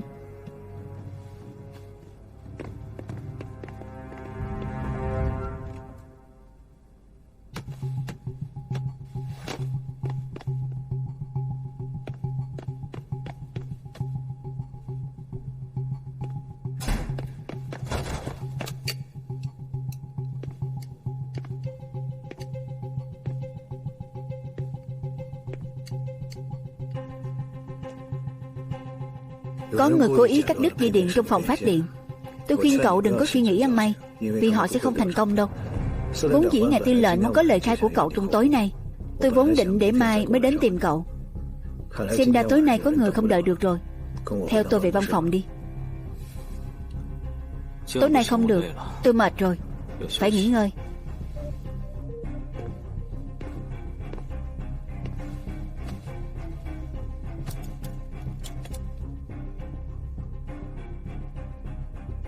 Cậu nghĩ cậu có thể quyết định được ư? Tôi nói mai là mai. Tối nay tôi sẽ không nói chữ nào hết.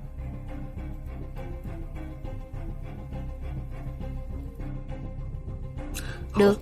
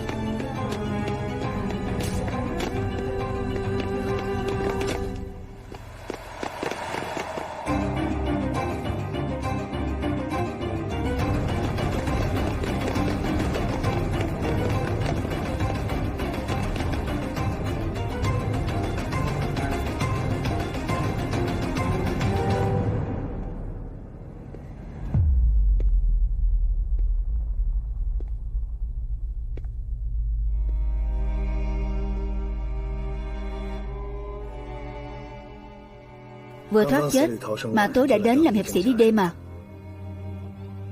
Ban ngày tôi nói với cô thế nào? Luôn miệng nói với tôi là không còn gì để nói trước những gì Vân Hoàng Thâm đã làm, đúng không? Đúng. Vậy cô chạy tới chỗ tôi làm gì? Không nói phải không? Được, tôi nói thay cô. Ngoài mặt cô công nhận là Vân Hoàng Thâm đã phản bội, nhưng có lẽ về mặt tình cảm cô không thể chấp nhận. Vậy nên cô bắt tay với Vân Hoàng Kỳ. Một người chạy đến chỗ cậu ta cho thêm đồ vào cơm của cậu ta, một người chạy đến chỗ tôi tìm đồ. Tìm gì đây? Tìm điện đài bí mật và danh sách tử vong mà Vân Hoàng Thâm nói chứ gì. Chỉ cần cô tìm ra những thứ này để có thể chứng minh những gì Vân Hoàng Thâm nói là thật, còn những gì thầy cô nói là sai, đúng chứ? 10 năm qua tôi luôn xem thầy là người thân duy nhất. Tôi không xem cô là người thân duy nhất ư?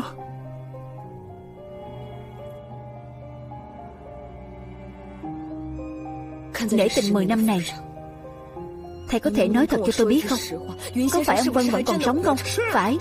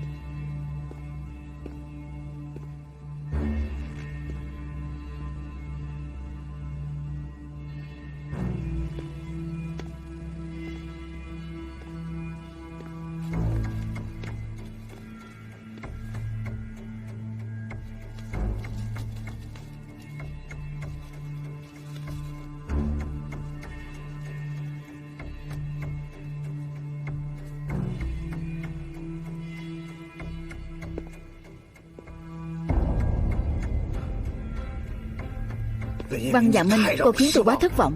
Bao năm qua đã gửi gắm bao kỳ vọng vào cô. Tôi mong cô trở thành một đặc công thực thụ. Nhưng cô nhìn cô bây giờ đi, cô đã không còn là Văn Dạ Minh tôi trông nom từ nhỏ đến lớn nữa. Anh cũng không còn là người thầy trong lòng tôi nữa. Cô không cần nhìn tôi như vậy. Tôi biết cô đang nghĩ gì. Ngày mai tôi sẽ cho cô một câu trả lời mà cô muốn.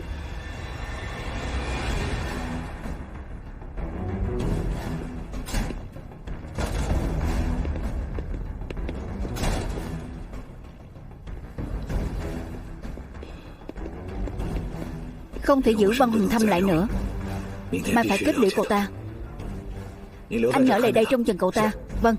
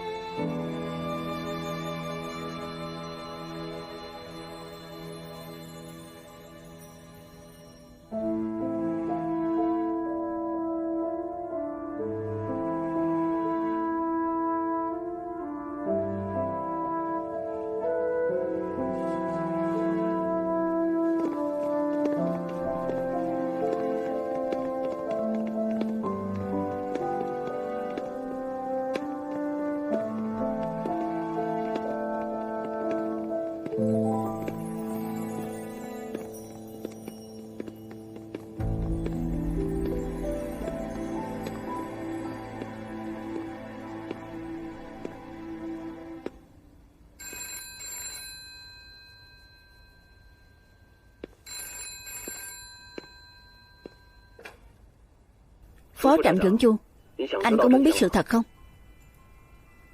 Anh là trên nóc nhà có một sợi dây điện thừa ra, trên đấy được đánh dấu màu đỏ. Nếu anh muốn nghe Kha Tịnh Bình và cậu hai nói gì thì hãy bảo trưởng phòng Từ nghĩ cách.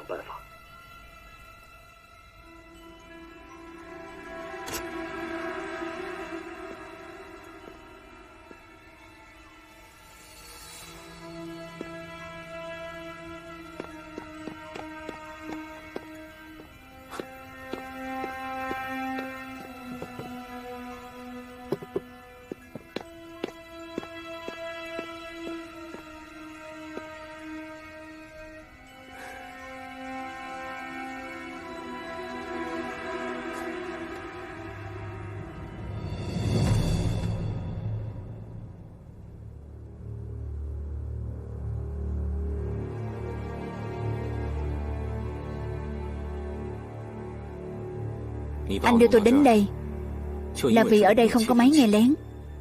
Anh không sợ người ta nói anh chột dạ ư?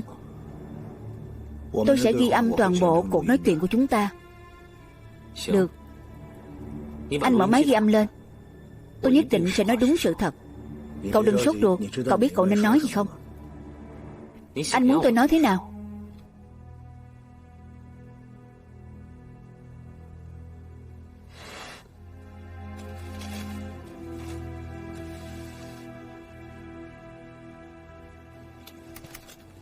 Được chưa? Chờ một chút sẽ xong ngay. Nhanh lên. Nhanh lên. Phó trạm trưởng đã điều chỉnh xong rồi. Gọi trưởng phòng cung đến đây cho tôi. Nhanh lên.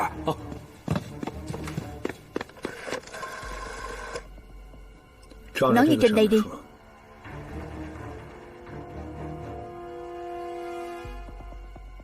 Anh nghĩ tôi có thể làm vậy không?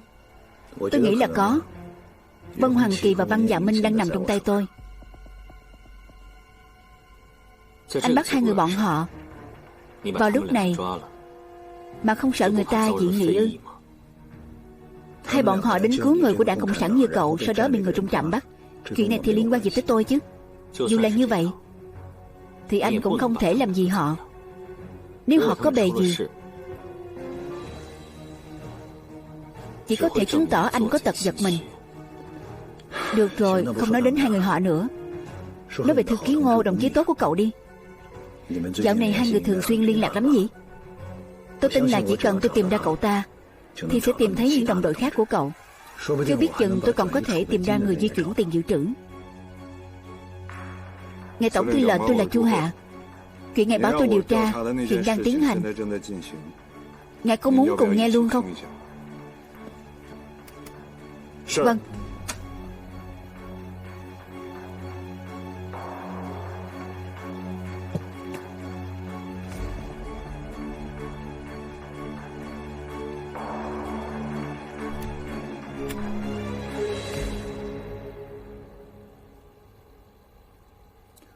Nói đi. Người Nhật xúi giục cậu phản bội, thâm nhập vào quân thống làm gián điệp từ khi nào vậy? Kha Tịnh Bình, anh và tôi đều biết anh mới là gián điệp người Nhật phái đến, và anh chính là Côn Ngô.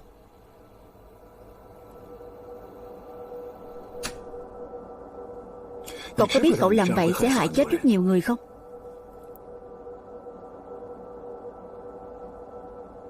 Chúng tôi có chết cũng không đáng tiếc, bởi vì âm mưu của anh đã bị phá hỏng rồi.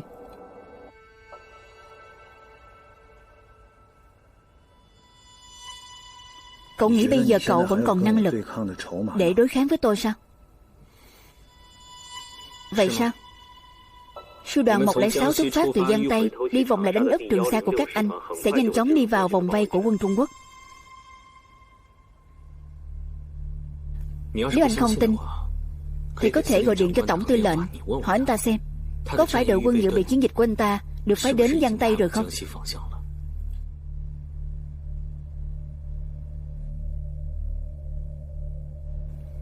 Chắc chắn anh thấy rất kỳ lạ.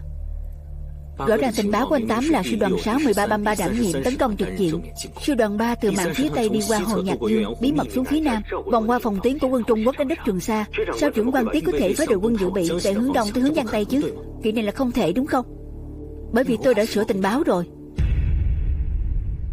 Tình báo do cho Tổng Tư lệnh viết là sư đoàn 6 1333 đảm nhận tấn công trực diện. Sư đoàn 106 xuất phát từ Giang Tây, bí mật Tây tiến, vòng qua phòng tuyến của quân Trung Quốc đánh úp Trường Sa. Không thể nào. Cậu chưa lấy được khóa bí mật thì không thể sửa được. Tôi đã lấy được khóa bí mật từ lâu rồi. Là Lăng Hàn nói cho tôi biết. Trước khi chết anh ấy nói với tôi, khóa bí mật là kính hoa duyên của năm Dân Quốc thứ 9.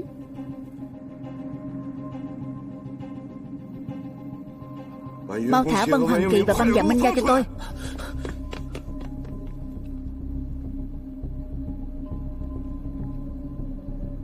Được, cho dù cậu đã lấy được khóa bí mật thì sổ mật mã cũng ở chỗ tôi. Cậu vẫn không thể sửa được.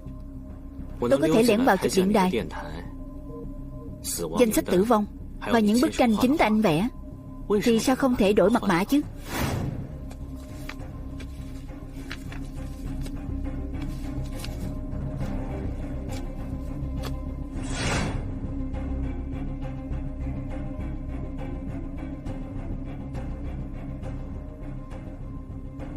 Tôi không âm mưu thâm độc bằng anh.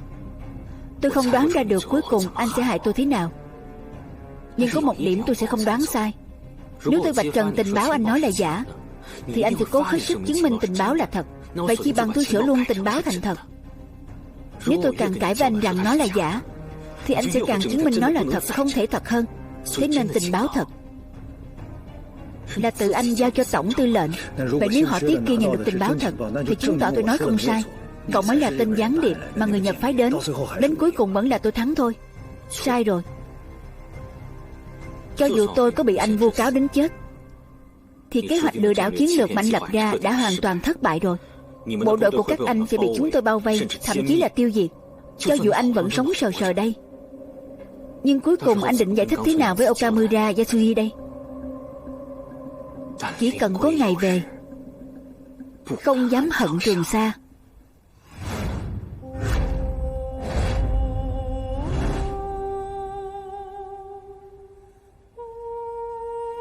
Đối với người Nhật mà nói, anh sẽ là kẻ phản bội, tội đồ.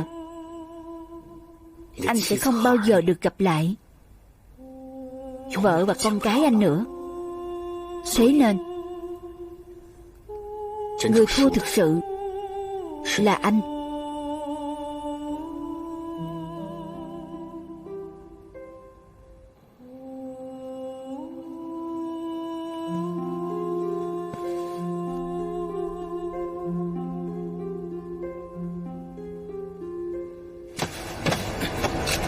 Đừng nhắc đến người thân của tôi sẽ bắn chết cậu.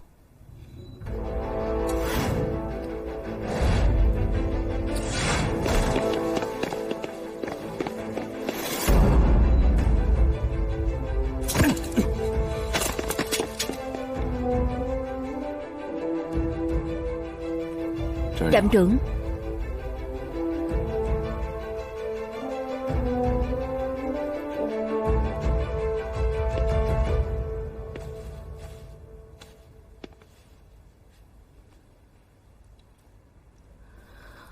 tôi không thể ngờ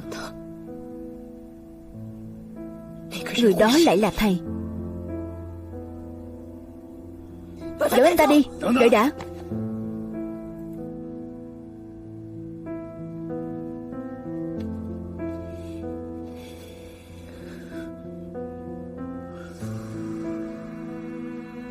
Vân Hoàng Thâm, không ngờ cuối cùng vẫn là cậu đánh bại tôi. Xem ra tôi không nhìn nhầm cậu.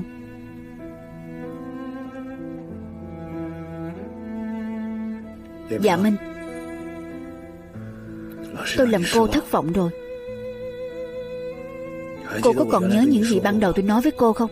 Khi chúng ta trở thành một lính đặc công thì chúng ta phải từ bỏ tình cảm cơ bản nhất của con người. Nhưng khi cô trở thành một lính đặc công giỏi thì cô sẽ không còn là một người tốt nữa. Thầy có lựa chọn của thầy.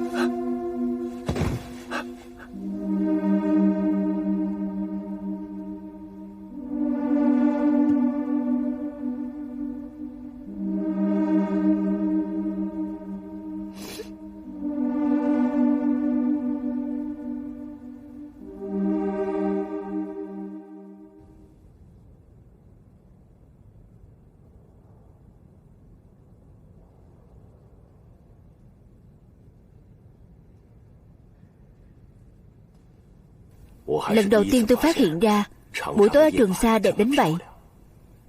Tất nhiên, nó xứng đáng để chúng ta hy sinh mọi thứ để bảo vệ. Tôi nghe nói bố cậu để lại cho cậu một nửa tấm ảnh. Có thể cho tôi xem được không?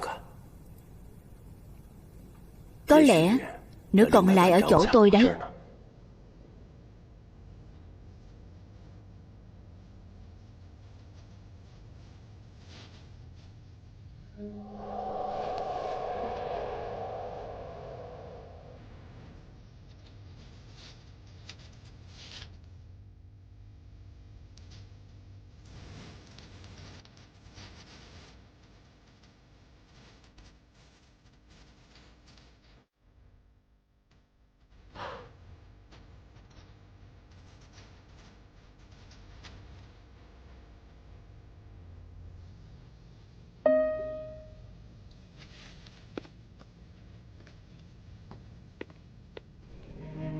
Vì kháng chiến thắng lợi. Vì kháng chiến thắng lợi.